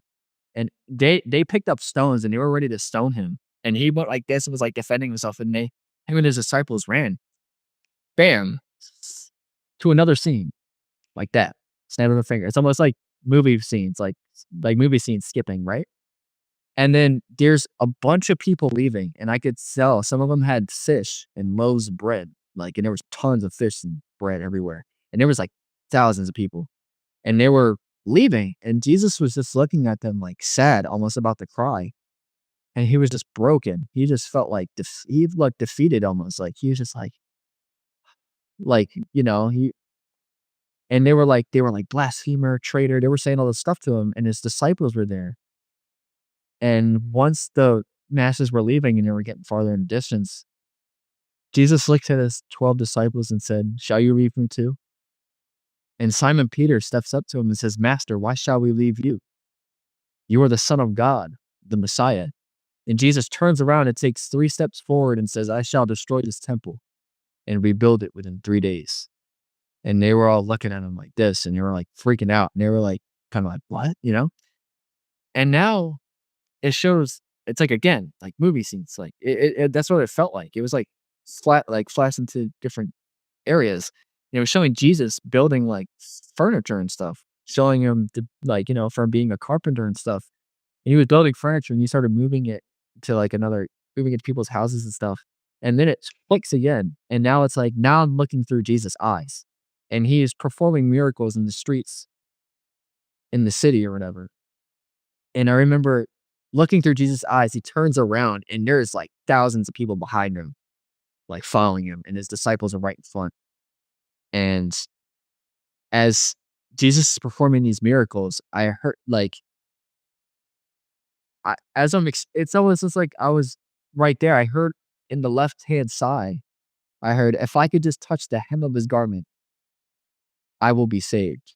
And Jesus goes like this immediately, turns around and puts his hand out like this, and the robe was dangling. And I'm like looking through his eyes. And in my mind, I'm like, "This is crazy. What's going on?" And she's like almost, her skin is like a grayish, almost turning like slightly black in some areas, like like pitch black. You know what I mean? Almost like this chair, right? And she touches part of his, like, just a little bit of his robe, and she literally stands up and is like healed in an instant. And she started preaching about God right in front of them, and they all froze. It is almost like you could hear a pin drop in the city. Everybody could probably hear that. It was that silent. And I remember everybody in the city streets were like this, looking at this woman, and then they go like this, and they just looked at Jesus. And Jesus had this demeanor of like, "We have more work to do." And like almost is looking at him like, "Why are you shocked?" Almost. That was the look he gave him. Like he was focused and almost like, you know what I mean? And then he looks forward and just continues to walk forward and it snaps again. Now he's arguing with other religious folks and going back and forth. And one and right at the end, like I couldn't hear too much. It was just shouting. There was like a bunch of them. There was like 20, 30 of them, I'd say. And then Jesus there. And it was just a bunch of shouting and then from like the religious folks. And then I heard clear as day, "You shall be ashamed of yourself."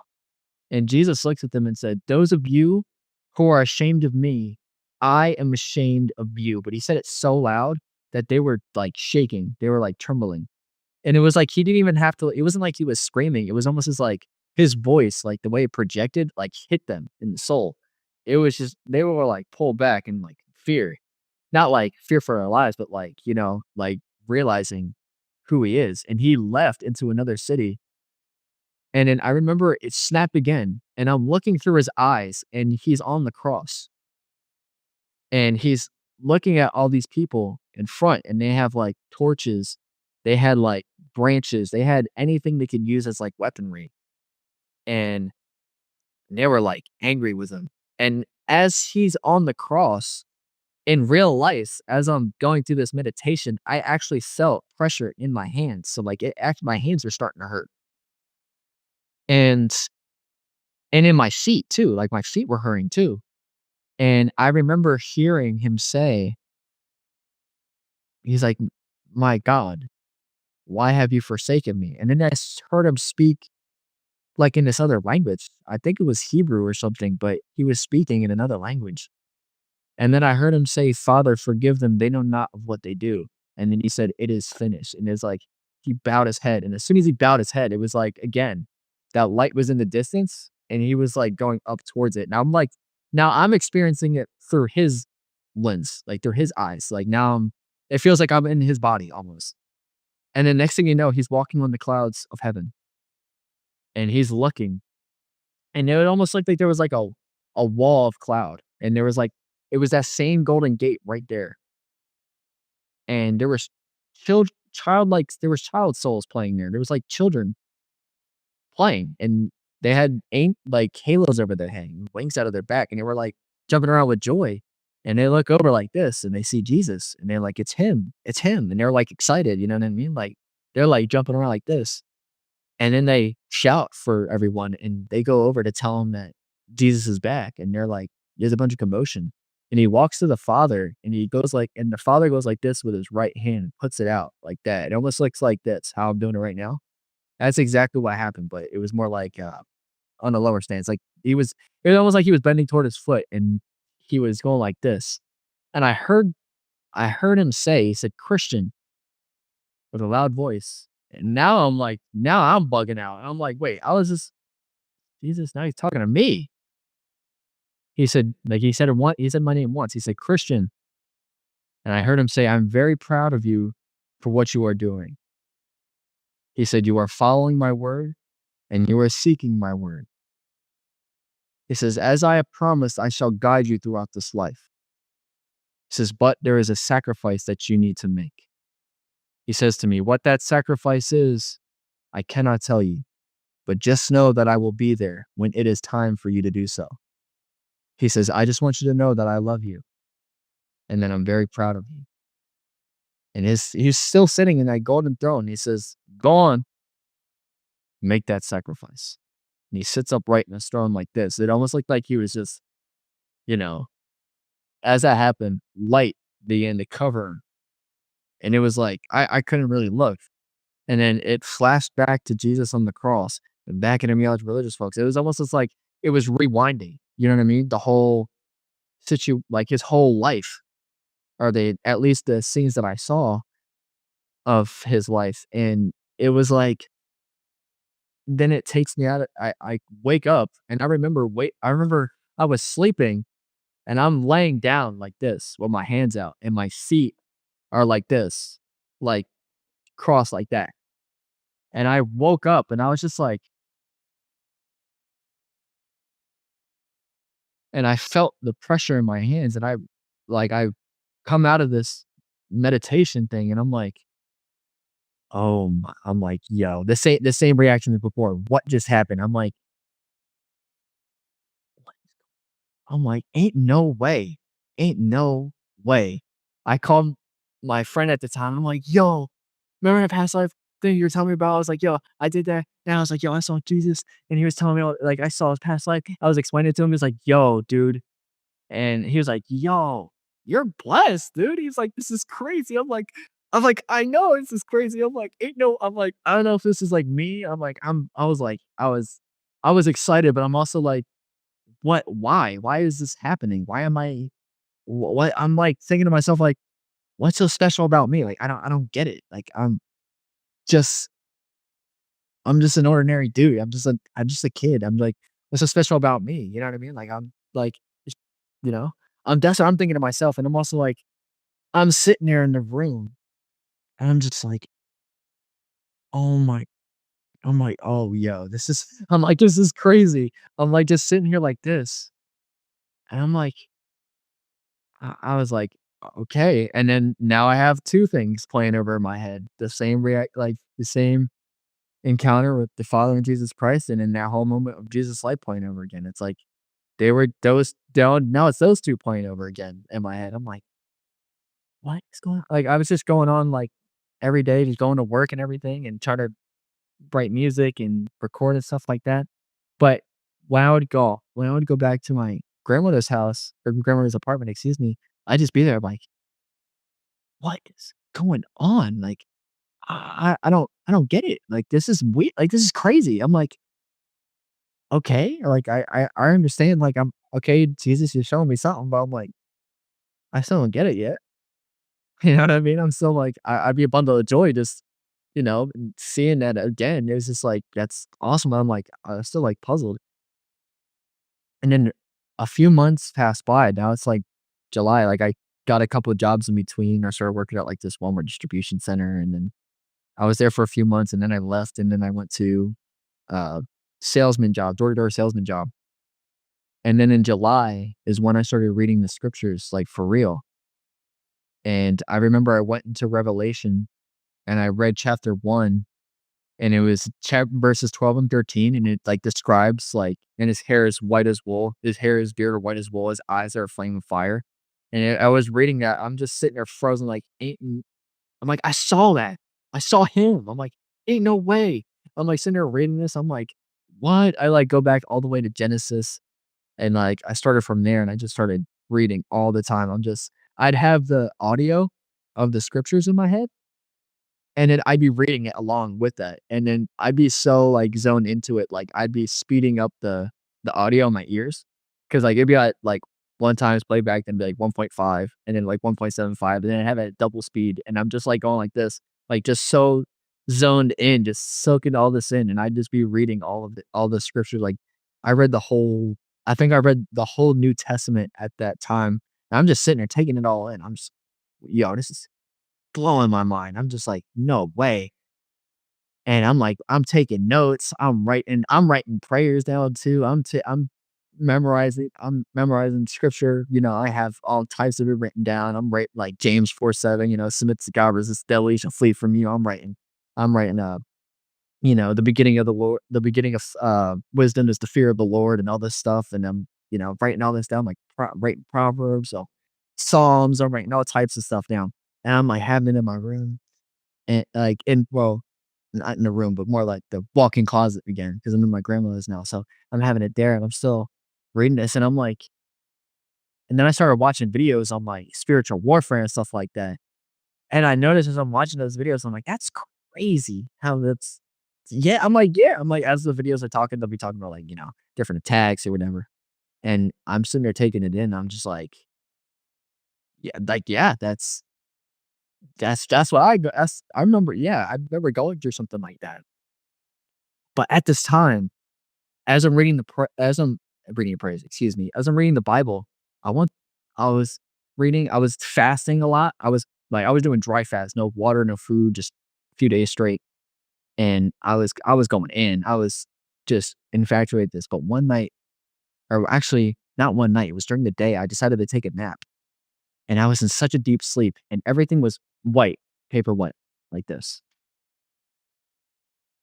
and the devil himself literally walked to me, but he tried to form himself as Jesus.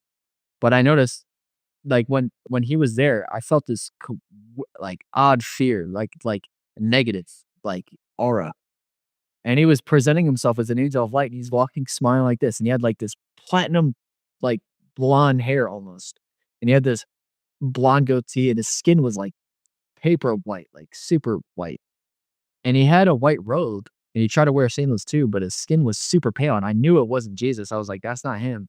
and he tried to grab me, and as soon as he grabbed me, his face deformed, and he turned, like, reddish dark, and he tried to grab me and pull me, and he tried to say he shouted so loud and said, "You're mine," and tried to go like this and snatch me. I went like that, and woke up, I started praying for, like I was freaking out. I'm starting going like this. As soon as he grabbed me, it went from white like this to, like it was like it looked like m rock, molten rock all around him, dark red behind him, and it looked like there was fire behind him, and it was like there was demons in the back, literally behind him, and he tried to when he spoke to me, when the devil spoke to me, it was like he had that he growled, but like a dragon. It was scary. I started praying fast and all this stuff. Some time goes by, and I have another dream, but God is pulling me and the devil's pulling me. Like, it's literally like if I could split this in half like that, like split, it's like if God is right here and Satan himself is trying to pull me. And it's like, it's almost as if like two separate planes and I'm literally in the middle and I'm like going like this and they're both pulling me and I'm trying to fight. I'm trying to get off. I'm trying to, you know, get Satan away from me. I'm trying to go with God and God's pulling me and Satan's pulling me. And they're like, they're fighting for me. I'm like, "Yo, this is crazy."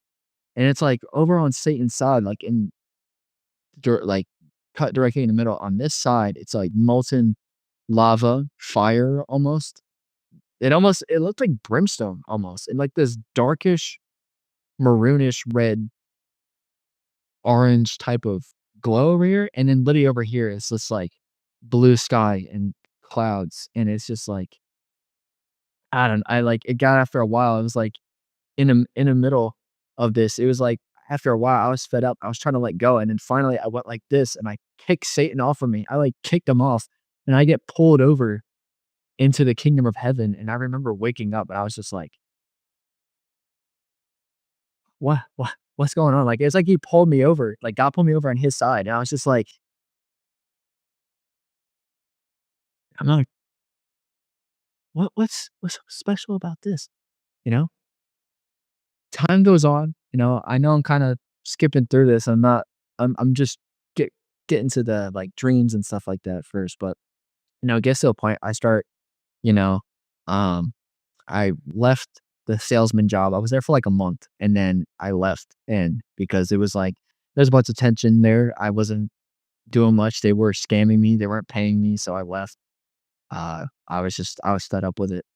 I also at the time I was trying to I was trying to go about it another way too with certain things the way they were teaching me, and then I was just like, "You know what? Nah, I'm done with all this." And I remember just sitting in my grandmother's apartment for, like, a couple months just reading the scriptures, trying to take it in, watching all these videos. I'm like, "Why is this happening? What's what is this?" You know what I mean? Like, what I'm still trying to understand, like, like, it's not clicking yet. It's clicking, but it's not clicking, if that makes sense. It's, like, right here, but it's not like I'm not intaking it, if that makes sense. I'm not internalizing it. It's just in my brain. It sits in my brain. I'm like, "Okay." I'm like, "Yeah, I see the spiritual warfare, and I'm seeing this and that, da, da, da, da, da. I'm having these dreams, blah, blah, blah, and all this happening." I'm like, "But what is going on?" And after a while, I wound up getting a job at Starbucks for a little bit, and I was working there for a while. And, uh, I remember seeing, like, it was something started getting weird and out of hand. I won't go too deep into it, but after a while, things just weren't going right, and it was getting bad. Yeah, it was kinda scary. Other words, fearing for my life in a way, so I was like, "Nah, I can't be in this environment anymore." So I moved back, and I wound up moving back with, my parents at the time. So now I'm what? This is 2020 at the end of 2022, beginning of 2023 now. I know I'm skipping time forward out of the way, but now it's 2023, it's January. I remember going back, and I moved back up, and I'm still reading the scriptures, but I'm still kinda, like, back and forth. I'm like I'm reading a little bit, but I'm also, like, watching videos, and then I'm, like, playing games and still doing certain things, like, back and forth. But then finally, I was like, "No, I got to get in." Like, I cut out the video games for a while, and I just was just reading scripture. I was trying to look for a job up for a while, for months, and I didn't get one. I'm just reading scripture, and I'm taking it in. And I'd say now, cut like weeks pass by. It's middle of February. Weeks pass on. Now it's the beginning of March. Now it's like very like a couple days in, and I remember I'm like, you know what? I was reading scripture. I was like, yo, I'm like just sitting there taking it in. I'm feeling super peaceful. I'm like, I am a little tired. I'm gonna go to sleep. I'm gonna take a nap. I'm reading all the scriptures. I like to take in. As soon as I go to sleep, I just instantly like it was almost as if like the camera was uh panning at my apartment, the apartment I was staying at with my family, my parents and my youngest sister, and it was bright blue sky. It was early morning in this vision, and then it skips to me in my room, and my dad and I are just arguing, just screaming at each other's lungs, yelling at each other. And I remember I was like, "I'm done with this." I remember I slid on my shoes and I grabbed the jacket and I just left. I just walked away. And I remember in this vision, he said, like, "Oh, you always running away, this, that, whatever." I was like, "Yep." I just left. I slammed the door. And then it's like I ran just in the mountains in the wilderness. I was just literally with nothing. Just I think I brought the Bible with me in this, but then after a while I lost it. So it was just me just praying to God and all this. And in this vision, I remember there was a fire going. I'm looking at myself and I have this fire going and it's midnight. And as I'm stoking this fire, I see something in the distance and it's like I see something and I get freaked out. And I see the shadow in the back from the fire. And it was like a regular person and then it formed and I saw horns in the shadow. So I get up, like I see myself get up and turn around, run, just start bolting.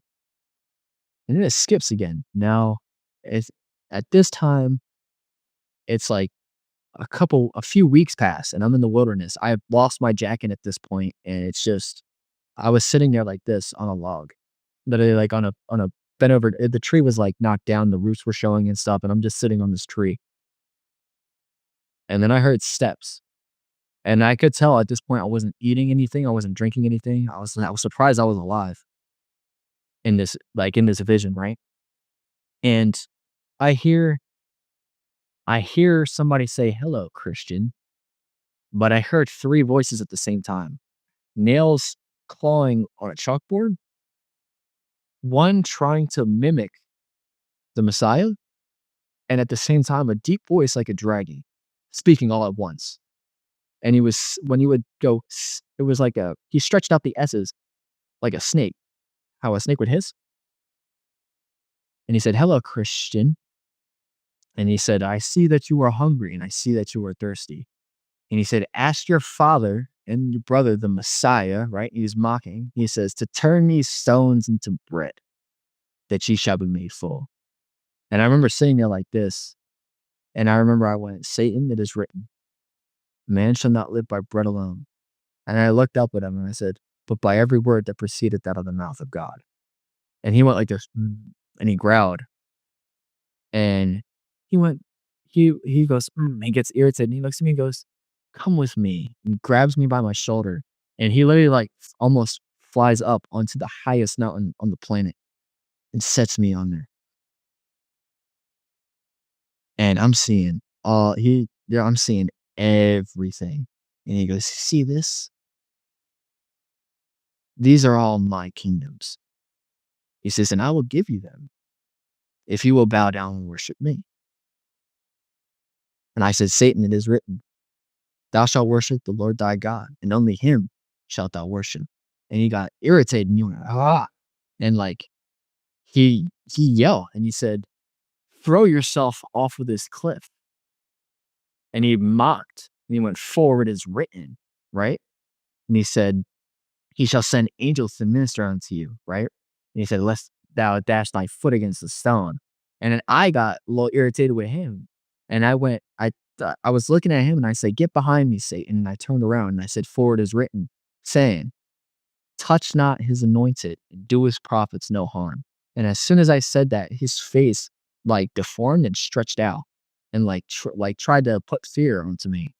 And like I said, this it was a sunny day too, not a cloud in the sky. But as soon as he did that, It was almost as if, like, for a split second, the sky went pitch black, and then he darted, and he was wailing when he, like, went away.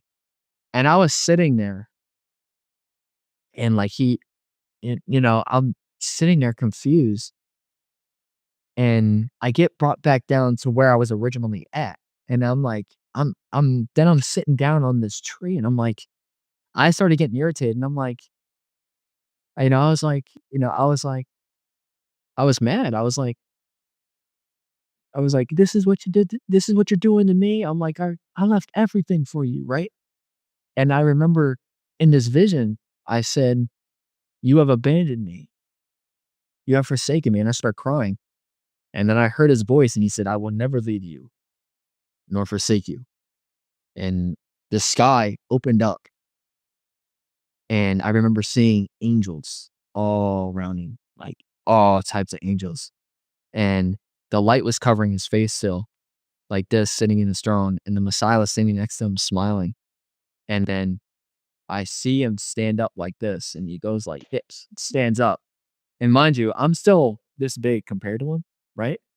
But he stands up and he shrinks himself down, and his light begins to dim. And he starts walking on the clouds, and he's looking at me like this, and he's walking forward. And the Messiah comes back to his right, like on his right hand side, splits up and walks right next to him.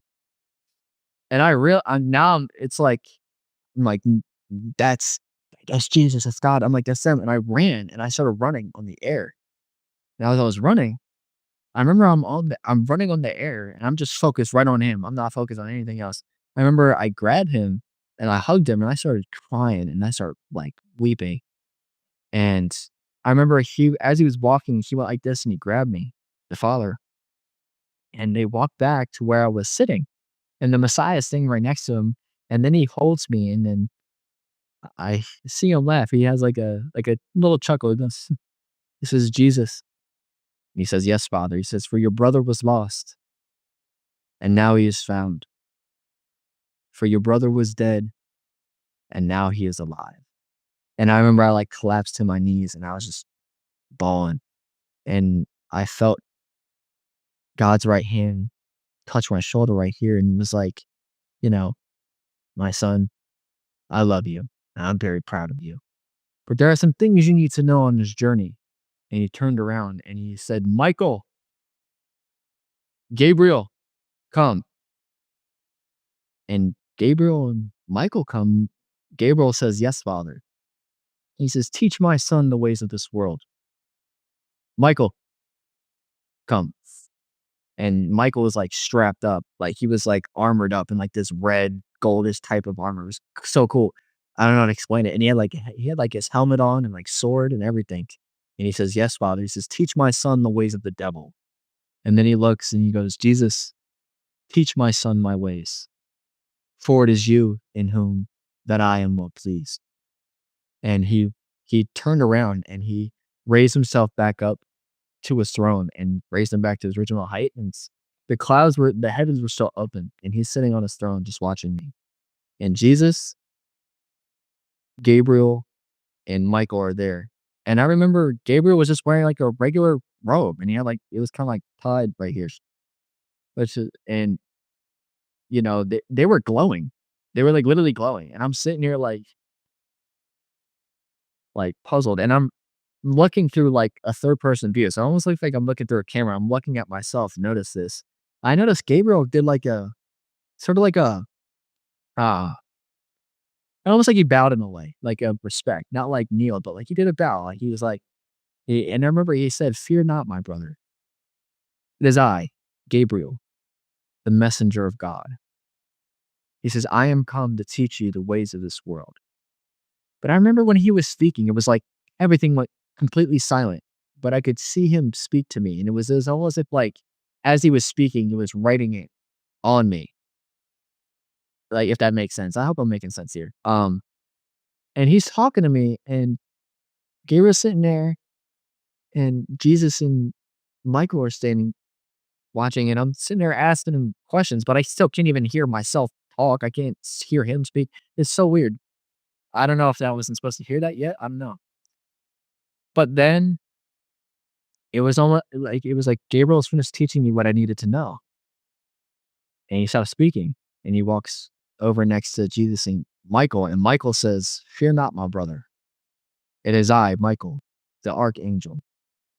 He says, "Even my sword has tasted the blood of the devil." He says, "For the heart shows the intentions of man, and the blood comes from the heart, and blood is pumped throughout the entire body." He said, "For when I battled Satan and my sword cut him, and his blood fell upon my sword, his blood showed me his each and every way and intention within Satan's heart." He says, "I am come to teach you the ways of the devil." And then again, it was like this silence. It was so weird. It was almost as if like it's like you stick your fingers in your ear and you can't even hear yourself speak though. It was like this absolute silence. But he's teaching me same thing like he did with Gabriel. And once he finishes teaching, Jesus looks at me and he says, "Brother, you know who I am, and you know what I've come to do." And I was kind of like pulled back. I was like, okay. And it was almost like there's a scene in The Lion King where Simba and Timon and Pumbaa are like walking on like the logs, and it's like it shows them dancing or whatever, and it shows like the moon behind them and the sun.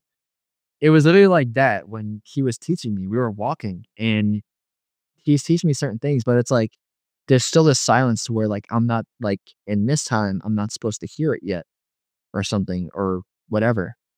And he's teaching me whatever, and it's like time skips, like this frame skips, and now the father comes back and he steps down, and Gabriel and Michael go up and back into the heavens, and they're up there with the other angels. And I remember the father goes like this. It almost looks like he almost looked like he turned around and then did this. And there was a white robe and sandals, and he had like this gold band there or sash or whatever. And he looked at me and he said, "Put them on." I'm like, they're dressed. Jesus and the Father are dressed with like this white robe, golden sash, and sandals on their feet. And I'm like, why? I don't want to walk around pretending like I'm you or something. I was like, that's weird. Why would I? He said, "Put them on." And he goes like this, and he gives them to me. I was like, okay, I did. I changed. I put that on and everything. And then I hear him say, "My son, now go." He says, "Teach these things unto my people, for the time has come." He says, "Be strong and of good courage, for the kingdom of God is at hand." And he put his hands up and he spun around and he like turned around and went, decided to walk forward, like, and go back to his throne, right? And Jesus did too. And I'm like, what, with all due respect, Father, because I'm like still nervous. I'm like, what do I say? I'm like, where do I go? To whom do I speak? To whom shall I speak to? And I remember Jesus chuckled. He goes, "Christian, do you love me?" I was like, "Well, yeah, of course I love you. This son of God, right? Tell me your brother." I'm like, "Yeah, of course I love you." And he says, "Do you trust me?" I go, "Yeah, I trust you." He looks at me and he like has this focus. He got more stern. He said, "Then get up and walk." I looked at him like, but when he spoke, it was almost if like his words were hitting my soul. So it was like, I couldn't it's not just hearing him in this part, it was hearing him in the spirit. It was like a whole 'nother effect. I was just like, "Whoa." I was like, "Hey, I really don't know what I'm doing, but" I was like, "But I trust you." And I was like, "I'm sorry if I did anything wrong that made you that way." And he smiled, he nodded his head, and he turned around with his hands above. And I remember as Jesus turned around, the Father was turning to face me, and he had his hands up like this, and his eyes were on fire, and he said, "I am the beginning and the end." Remember, he's like, "Shh." He said it real loud. He said, "I am the Alpha and I am the Omega." He said, "I am the first and I am the last." And in this vision, he goes, "My son, those who reject you, they reject me." He said, "Those who reject me," he goes, "My son, I've never known them to begin with. Now go." He says, and now he says, you know, "There shall be a man waiting for you to hear these things that you shall speak." And I'm sitting there looking at him like, "Okay." I'm like, "All right." And he says, "We shall meet again soon, this time under different circumstances." He says, "I just want you to know that I love you and I am with you always."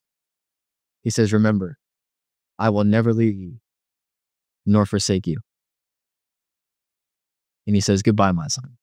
And he goes like this, and he puts his hands up, and the Messiah and my father walk forward, and they raise themselves up back into the heavens, and the father's facing his throne like this, and then like he spins around, he looks at me like this, and I'm looking, and he goes like this, he looks up, and then raises himself back up to his original size and sits in his throne. And the Father, Jesus Christ, and all the angels, and Gabriel, Michael too, they were all waving goodbye. And I'm sitting there going like this because I'm like, and then the heavens were closing, and the light covered his face now, and the heavens are closing. And right before the heavens closed, I heard them all shouting with joy, like rejoicing. Or yeah, like for example, like the Super Bowl or something. If they made a touchdown, like yeah, like the whole Super Bowl going crazy. It was like that in Kingdom of Heaven. I was just like, huh. And then I turned around, turned around, and I just walked.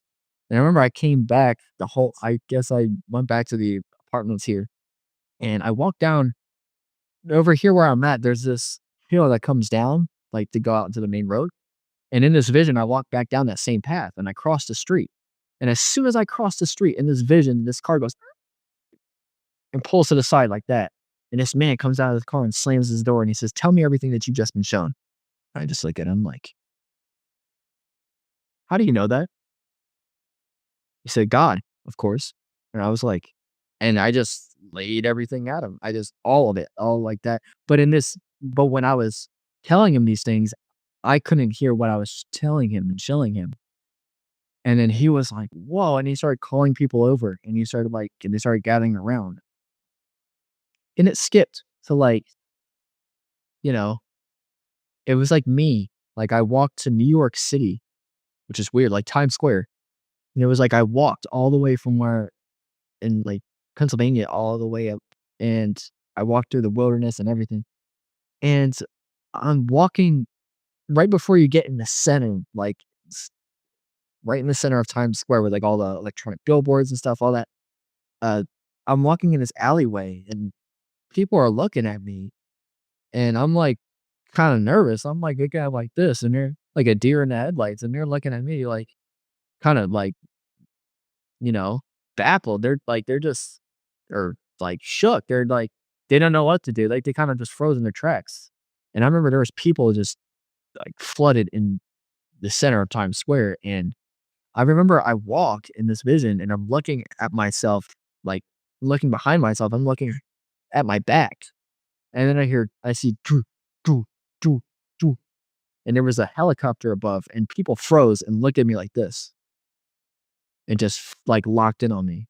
And they were just looking at me. And I was like, I was kind of shaking a little bit. I was nervous and then the helicopter stopped and literally backed up like this and looked at me. And there was a camera underneath of it and goes like this and focuses in.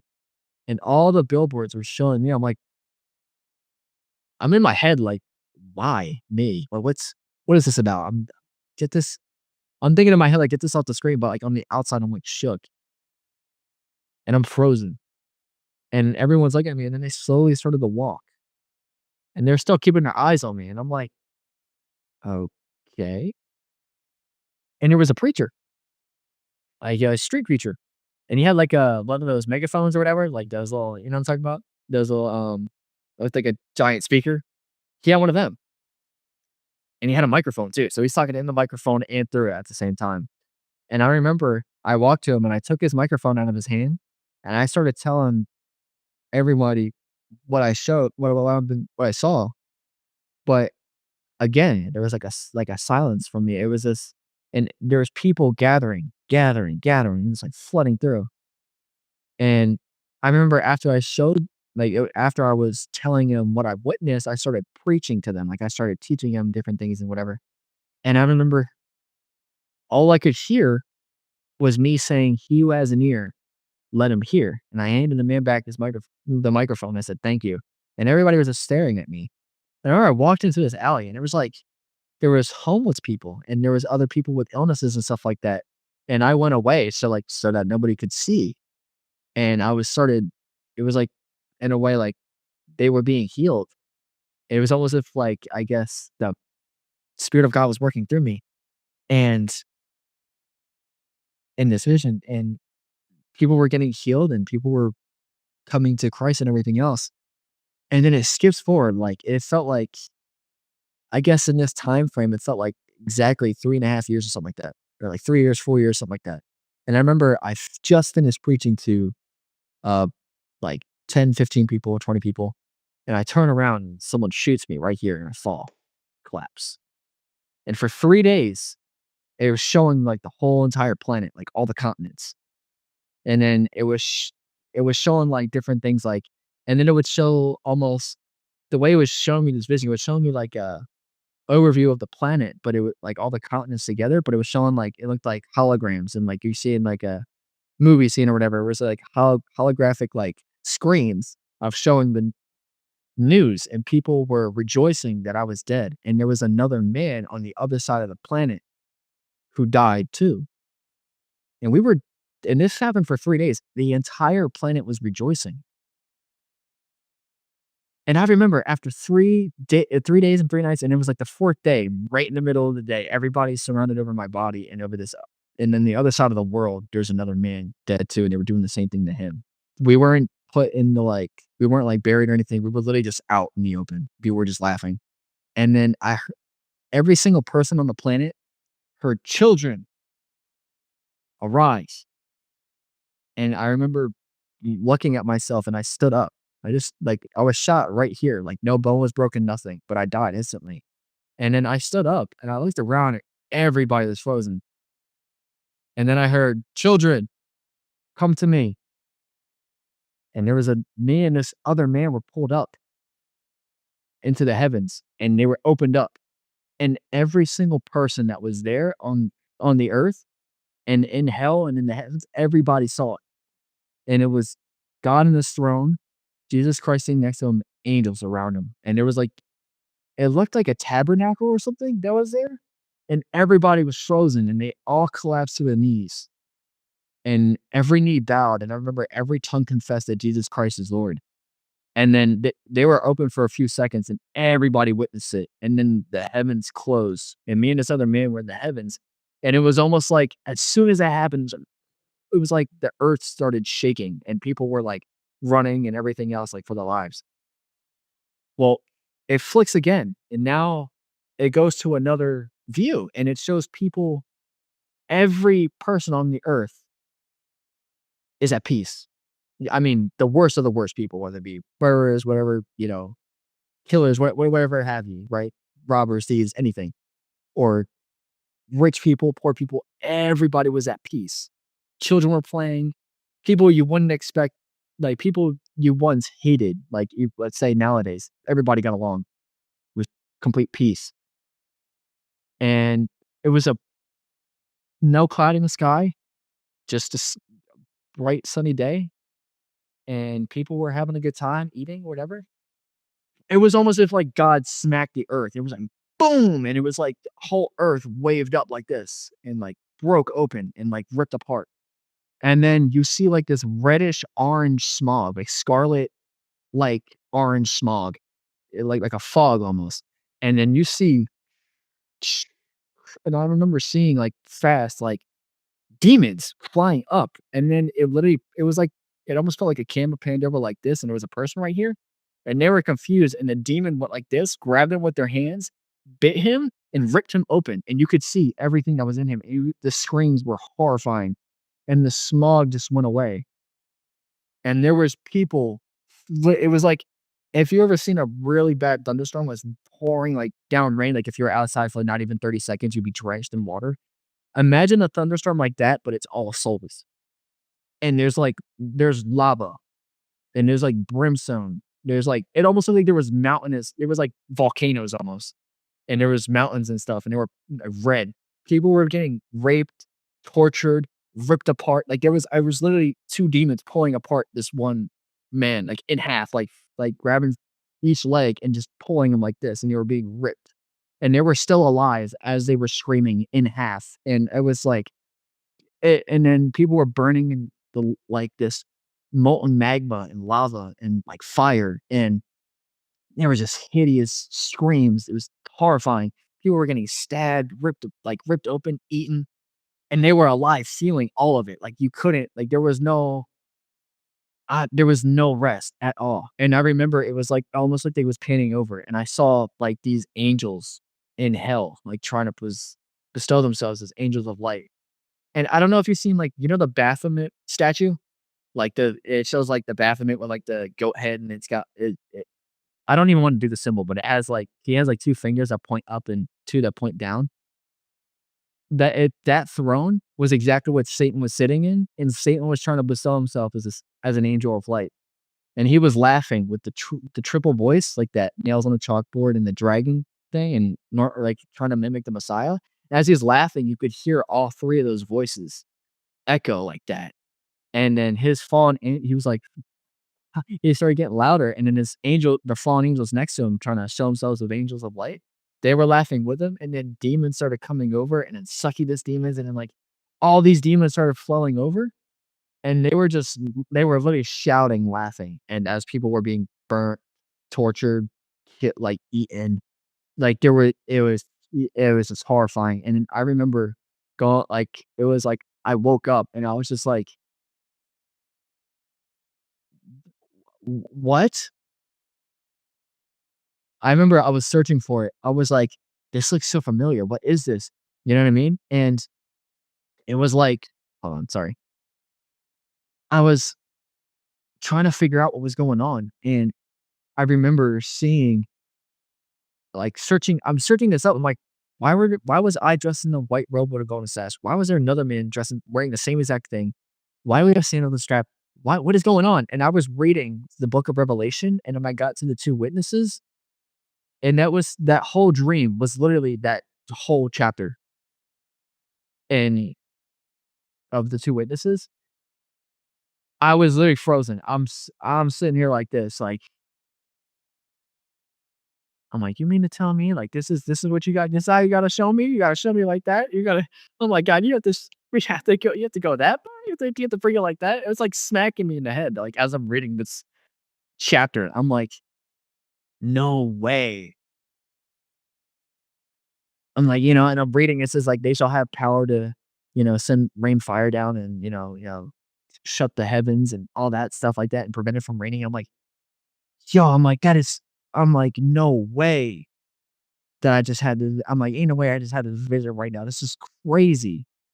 I'm sitting here like this in my room, just frozen. I remember I told my parents that, and my parents aren't the my mom isn't really into that. She's more like into she believes in astrology and witchcraft and stuff like that, and I don't wanna put her down, but I'm with knowledge I know now, I'm like, "That ain't right." I mean, I always try to preach to them, and I always try to lead them to the gospel. I mean, I'm not giving up on them, but and the same thing with my little sister, but I was telling them and they're just like, "What it oh, you're like a" they were mocking. They were like, "Oh, you're trying to be a chosen one? Is that whatever?" I'm like, "No, this is just what I'm shown." I'm like, "I'm just telling you everything I've seen." I'm like, "I'm trying to make sense of that." I'm like, "I'm not saying this. I'm just" it boggles my mind. I'm like I told my grandfather this and he was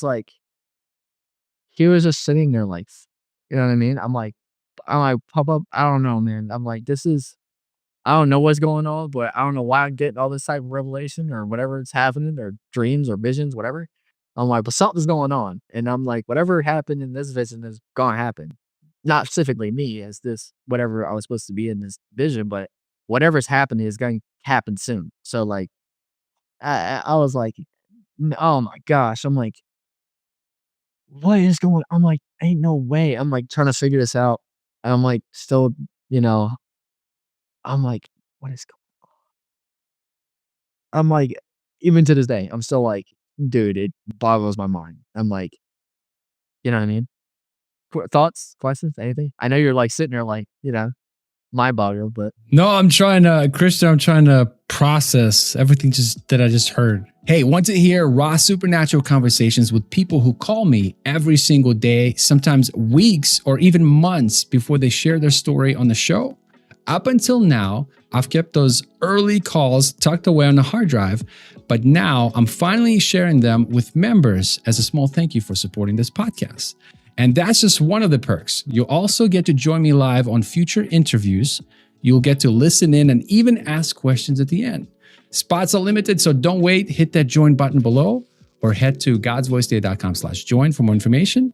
And now let's get back to the show. My goodness, it's like you've relived the whole Bible. exactly. You got to see everything. I mean, we're both I guess we're both mind boggled still. I mean, I'm still going through it like, you know what I mean? Like it just happened 5 minutes ago. As I'm telling you, it's like it's happening again. That's how real that those experiences are, those dreams and like the encounter with him and all that. It's like it almost as if like I was just this just happened outside 5 minutes ago, and now I'm on the phone with you trying to tell you about it. Like like that's how it's more real than this life. That's what it feels like. Anyway, but go ahead. Sorry, I didn't mean to cut you off. No, man, so many questions. Wow. First of all, I'm so impressed with the way you can recall scripture and remember such great detail of everything that happened. But you kind of touch. I'm just going to jump around a lot of different. I Go took ahead. some notes, and there's so much to process. We're definitely going to have like a proper Q&A, like in the community for everybody watching. Afterwards, some other day we'll have. So if you have questions, make sure to ask them in the comments below. We'll have Christian come back and do a proper Q&A in the community, live Q&A, by the way, at family.godsvoiceday.com. But a few things I want to circle back on. Your parents, you briefly mentioned that your mom, she's not a believer, I'm assuming, right? She's kind of She dabbles in New Age, astrology, all that stuff. Yeah, I was gonna say my mom, she's not that she doesn't believe that Jesus Christ is real. She's not that she's saying she doesn't believe in him at all. It's just like she tells me all the time, she's like, God is love and we are love and we are God. I'm like, hold on, whoa. That's like that's a how do you jump from that? That's what I'm thinking in my head. I'm like, no, that's not true. I'm like, I mean, I noticed that I was kind of being harsh when I said it, so I kind of did that wrong. But I'm like, nah, that's not how this goes. I'm like, then that's saying that we're all God and that would make him void. So but that's not true. So I'm like, I use the scriptures to like back on what I'm saying, but and I don't. It's she still believes in all that, and like she watches like NDEs and stuff like that, and she watches like people having different spiritual experiences and stuff like that, and you know, so there are certain things I agree with her on, but I'm also trying to see how she's trying to present it and how it's coming at me because I'm like, you know, I I know what I saw and I know what I've experienced, and from reading the scriptures, everything that I've had in the dreams and encounters, I know is real. It's not just like somebody was like, "Oh yeah, you just read a story." My dad, on the other hand, he's more like, "Oh, the Bible's a fairy tale, just enough of that." Yeah, I'm like, "No, it's not." I'm like, "You gotta see this." You know what I mean? You So lived it. You lived it. That's yeah. amazing. It's interesting when you're something that you were told sacrifice. There has to be a sacrifice that you'll have to sacrifice. What do you make of that? I'm still learning. So like I said, I didn't come to reading the scriptures till about July of 2022. So it's still been a couple years. I'm still getting a wraparound of all this. So this is still brand new to me in a way, right? And still trying to dive in and get things right. So it, to me, what it sounds like is like, I don't know yet. I don't want to jump to conclusions yet. You know what I mean? Tell you one thing, and then maybe if you ask me again, it's a whole different answer. I don't want to jump to that conclusion, but that's still something I guess I'm trying to find out. Because remember, like I said, Process. I totally get. yeah, like I said before, I remember what he said to me. He said, "As long as you follow my word, preach my word, and seek my word, I shall guide you throughout this life, and ye shall see." So that's what I'm seeing. Like he's still guiding me through, you know?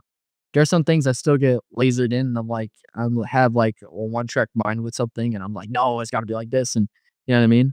and getting a little, um, it's still like maybe I'm too hard headed with that, so I'm trying to like soften up and you know relax instead of being like, oh, it's like this, and I guess I'm trying to let myself calm down and get out of certain ways of thinking. I guess so. I don't know. I don't know how to.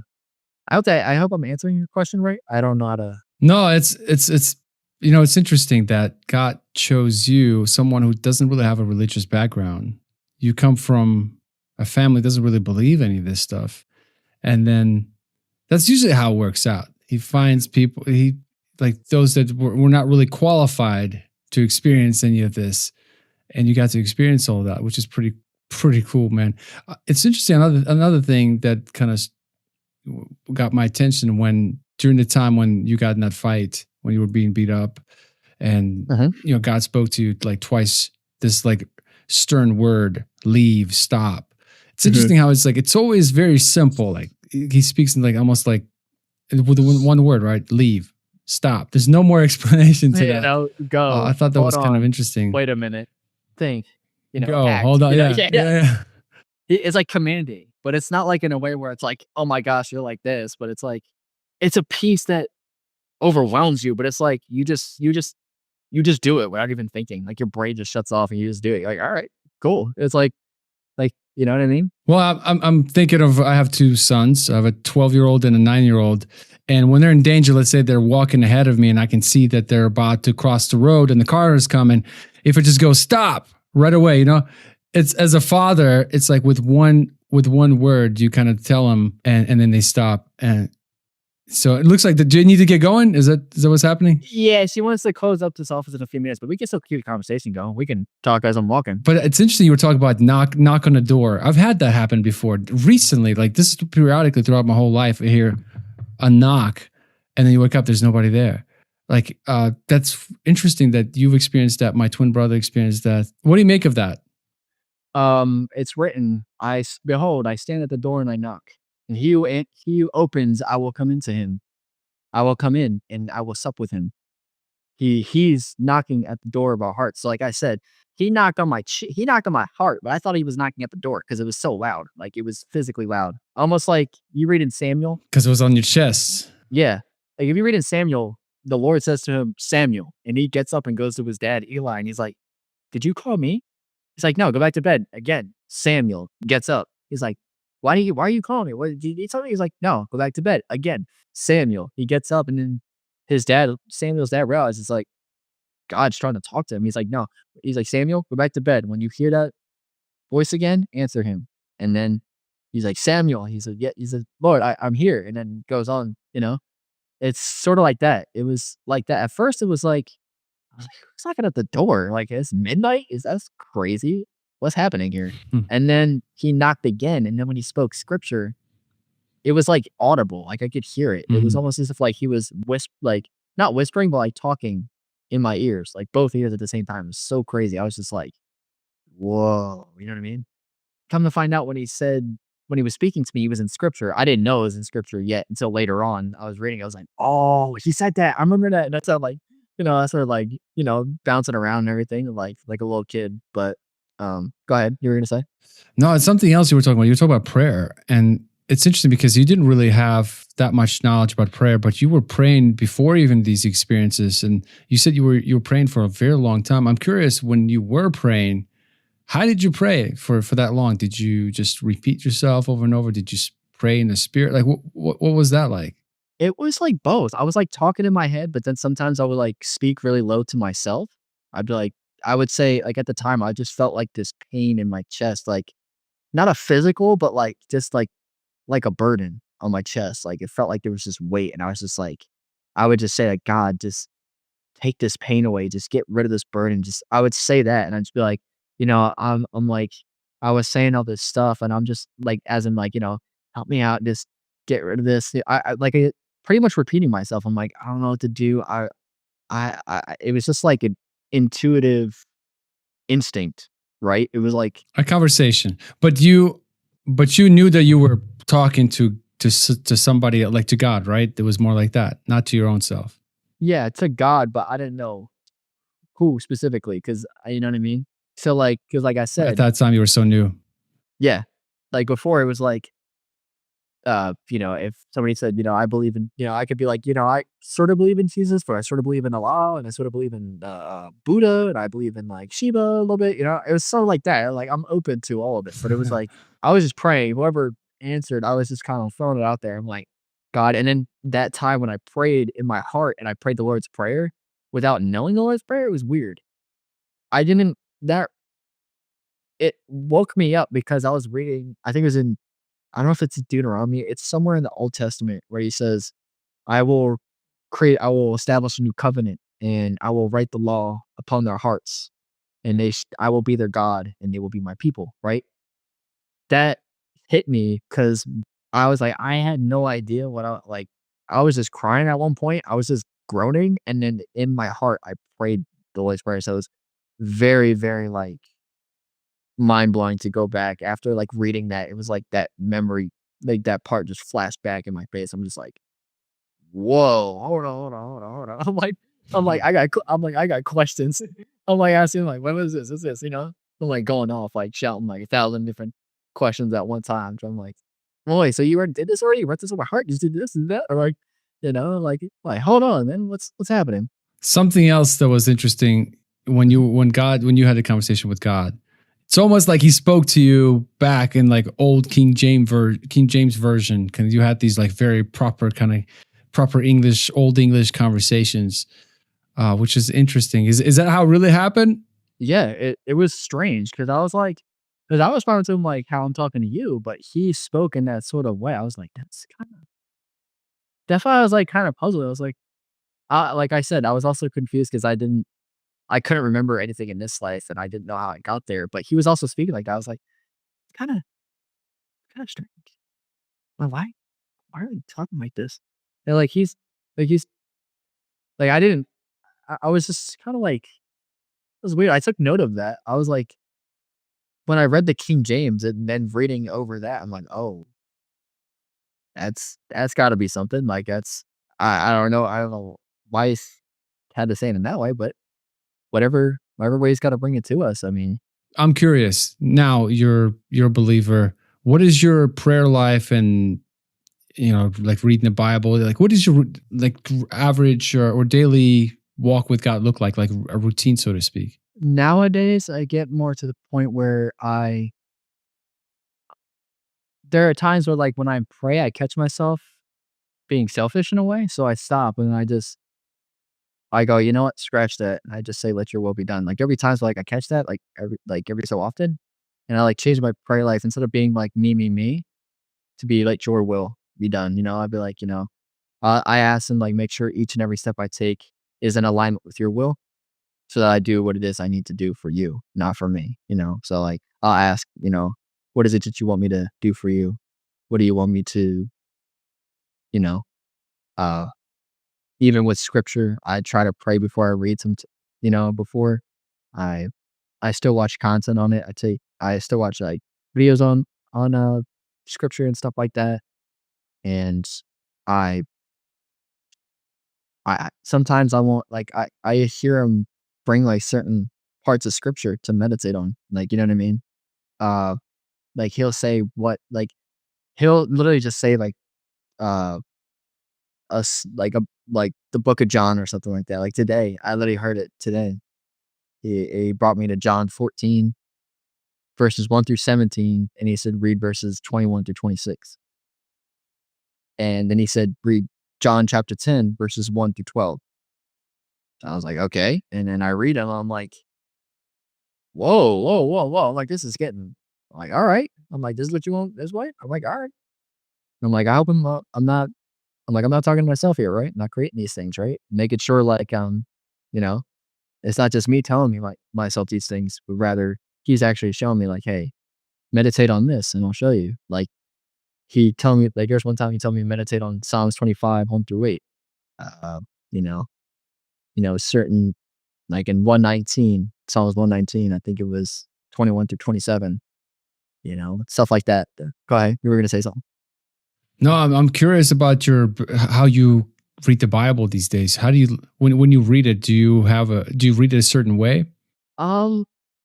I've been trying like I have been. I've been trying to read it different, like in a way where I try to really take my time because there are other times where like I get so into it and just it almost feel like I was trying to complete a task, but then after a while I'm like, oh well, I gotta step back and actually digest it and internalize it.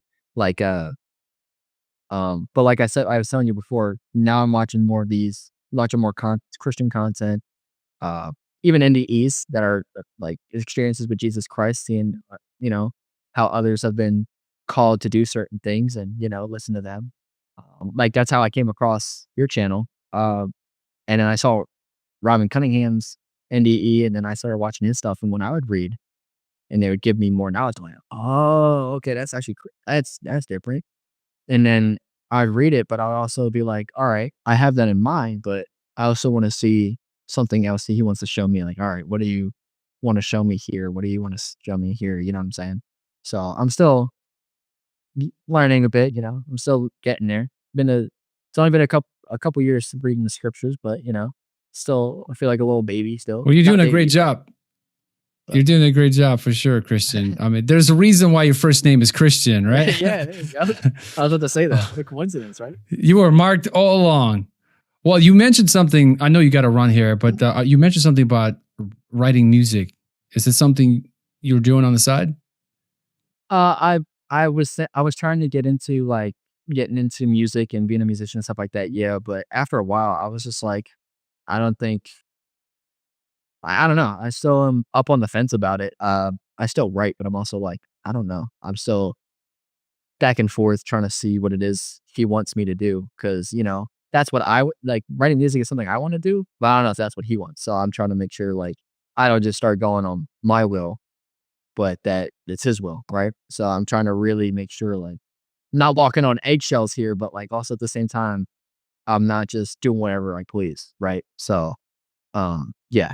Well, Christian, in closing, I know you're almost kicked out of that place, but in closing, I'm just curious for everyone watching, and I know there's so many questions been probably missing, but let's say the older self, like the younger self, that before you had this encounter with Jesus, what would you say to the older you, not older age wise, but like the before your encounter, what would you tell that person watching that Uh, perhaps didn't have an experience with Jesus yet, but wants to?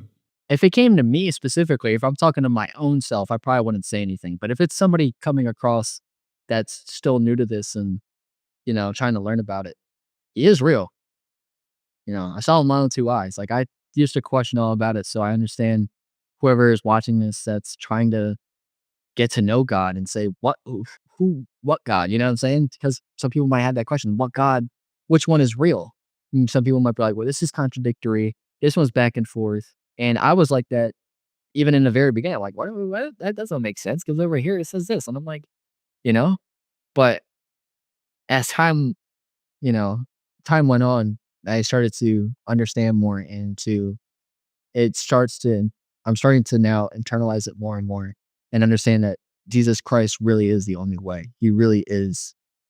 He really Mhm. did Amen. come in the flesh. He was crucified for the sins of mankind, and he was buried, resurrected on the third day. Like and he is real. You know, uh, I know it's hard to take in at first. Like for me, without really started knowing, I was kind of like, still on the fence. But uh, it's he is. He is who he is. He was, he is, and he is to Mhm. come. And one thing before I finish this, one thing I wanted to say in John chapter 16, verse 25, that scripture blew my mind. It still does to this day. And it's written, and I read the King James, so it says, I will no longer speak to you in Proverbs, but the time will come that I will no longer speak to you in Proverbs, but will show you plainly of the Father. That scripture is for real. And another one I'll say, John chapter 14, verse 21. He that hath my commandments and keepeth them, he it is that loveth me. And he that loveth me will be loved by my Father, and I will love him and will manifest myself to him. So those scriptures actually came to pass in my life. I'm just saying, like they showed themselves right then and there. I was like, all right, this is something to at the time I was like, what? But now it's really like, I'm like, whoa. Like, you can't make this up. I wish I could. I wish I could make this up. That would, you know what I mean? Like, this ain't something that people. I understand that not everybody goes through something the same experience that I went through, and we all have a different journey in life. But give your life to Christ, man. I'm telling you, you're not gonna be perfect immediately. Some people think like you have to perfect yourself before you go to Him, when really you have to walk with Him for Him to perfect you. Because in our weaknesses, He is made perfect. And there'll be times where like even with me, still to this day, like there's things I still question, there's things I still try to understand, and ask Him, pray, ask Him, like, hey, I need help understanding. You might not get it immediately right off the bat, but He's gonna show you. It's gonna take time. I'm still learning that still. And yeah, I mean, those of you who are new, give them some time. I know a lot, like, you might be looking for that same experience. My little sister, she's telling me about it. She's like, I want to have that experience. But she was like, but the way she presented it, she wanted to have it just to have it, just to like tell her friends about it. I'm like, see, God examines the heart. He doesn't just do it because you want to have a like little show and tell or something, right? He wants, if you actually seek Him out, ask you shall receive, seek and you shall find, knock and the door will be opened unto you. So like if you keep knocking, He's gonna answer the door. And He's gonna knock on your door too, on your heart. You do with me. I thought He was at the front door of my house, but He was at the front door of my heart. I opened up. Well, Christian, man, oh, wow, this was awesome. This is probably the longest podcast I've done so far, but it's meaty. There's a lot of stuff in here for people to chew on. But thank you so much for your time. One last question, I promise. If someone wants to get a hold of you, what would be the best way? I have Facebook, but I don't really use social media like that. So I guess the community that we're in, that on your community group would be the best There way. you go. So go to family.godsvoiceday.com and you'll see Christian in the community. And I'll make sure to put the link to your profile so people get in touch with you. And Christian, we're going to have you back for a Q&A session. So for everybody watching, make sure to drop some questions in the comments below. Christian will take time to answer your questions. So Christian, thank you so much. Enjoyed this. This was awesome. Thank you. No problem, man. You guys have a good one. Thank you for watching. I have another video I want you to see. Up next, my friend Robin Cunningham left his body and he saw heaven, hell, and even Judgment Day. And guess what? It's closer than you think. That video should be coming up on the screen right now. If you don't see it on the screen, check the description below for the link. Until next time, have a great rest of the day, and I look forward to serving you and getting to know you more inside of our free private community over at family.godsvoiceday.com. Talk soon. Bye-bye.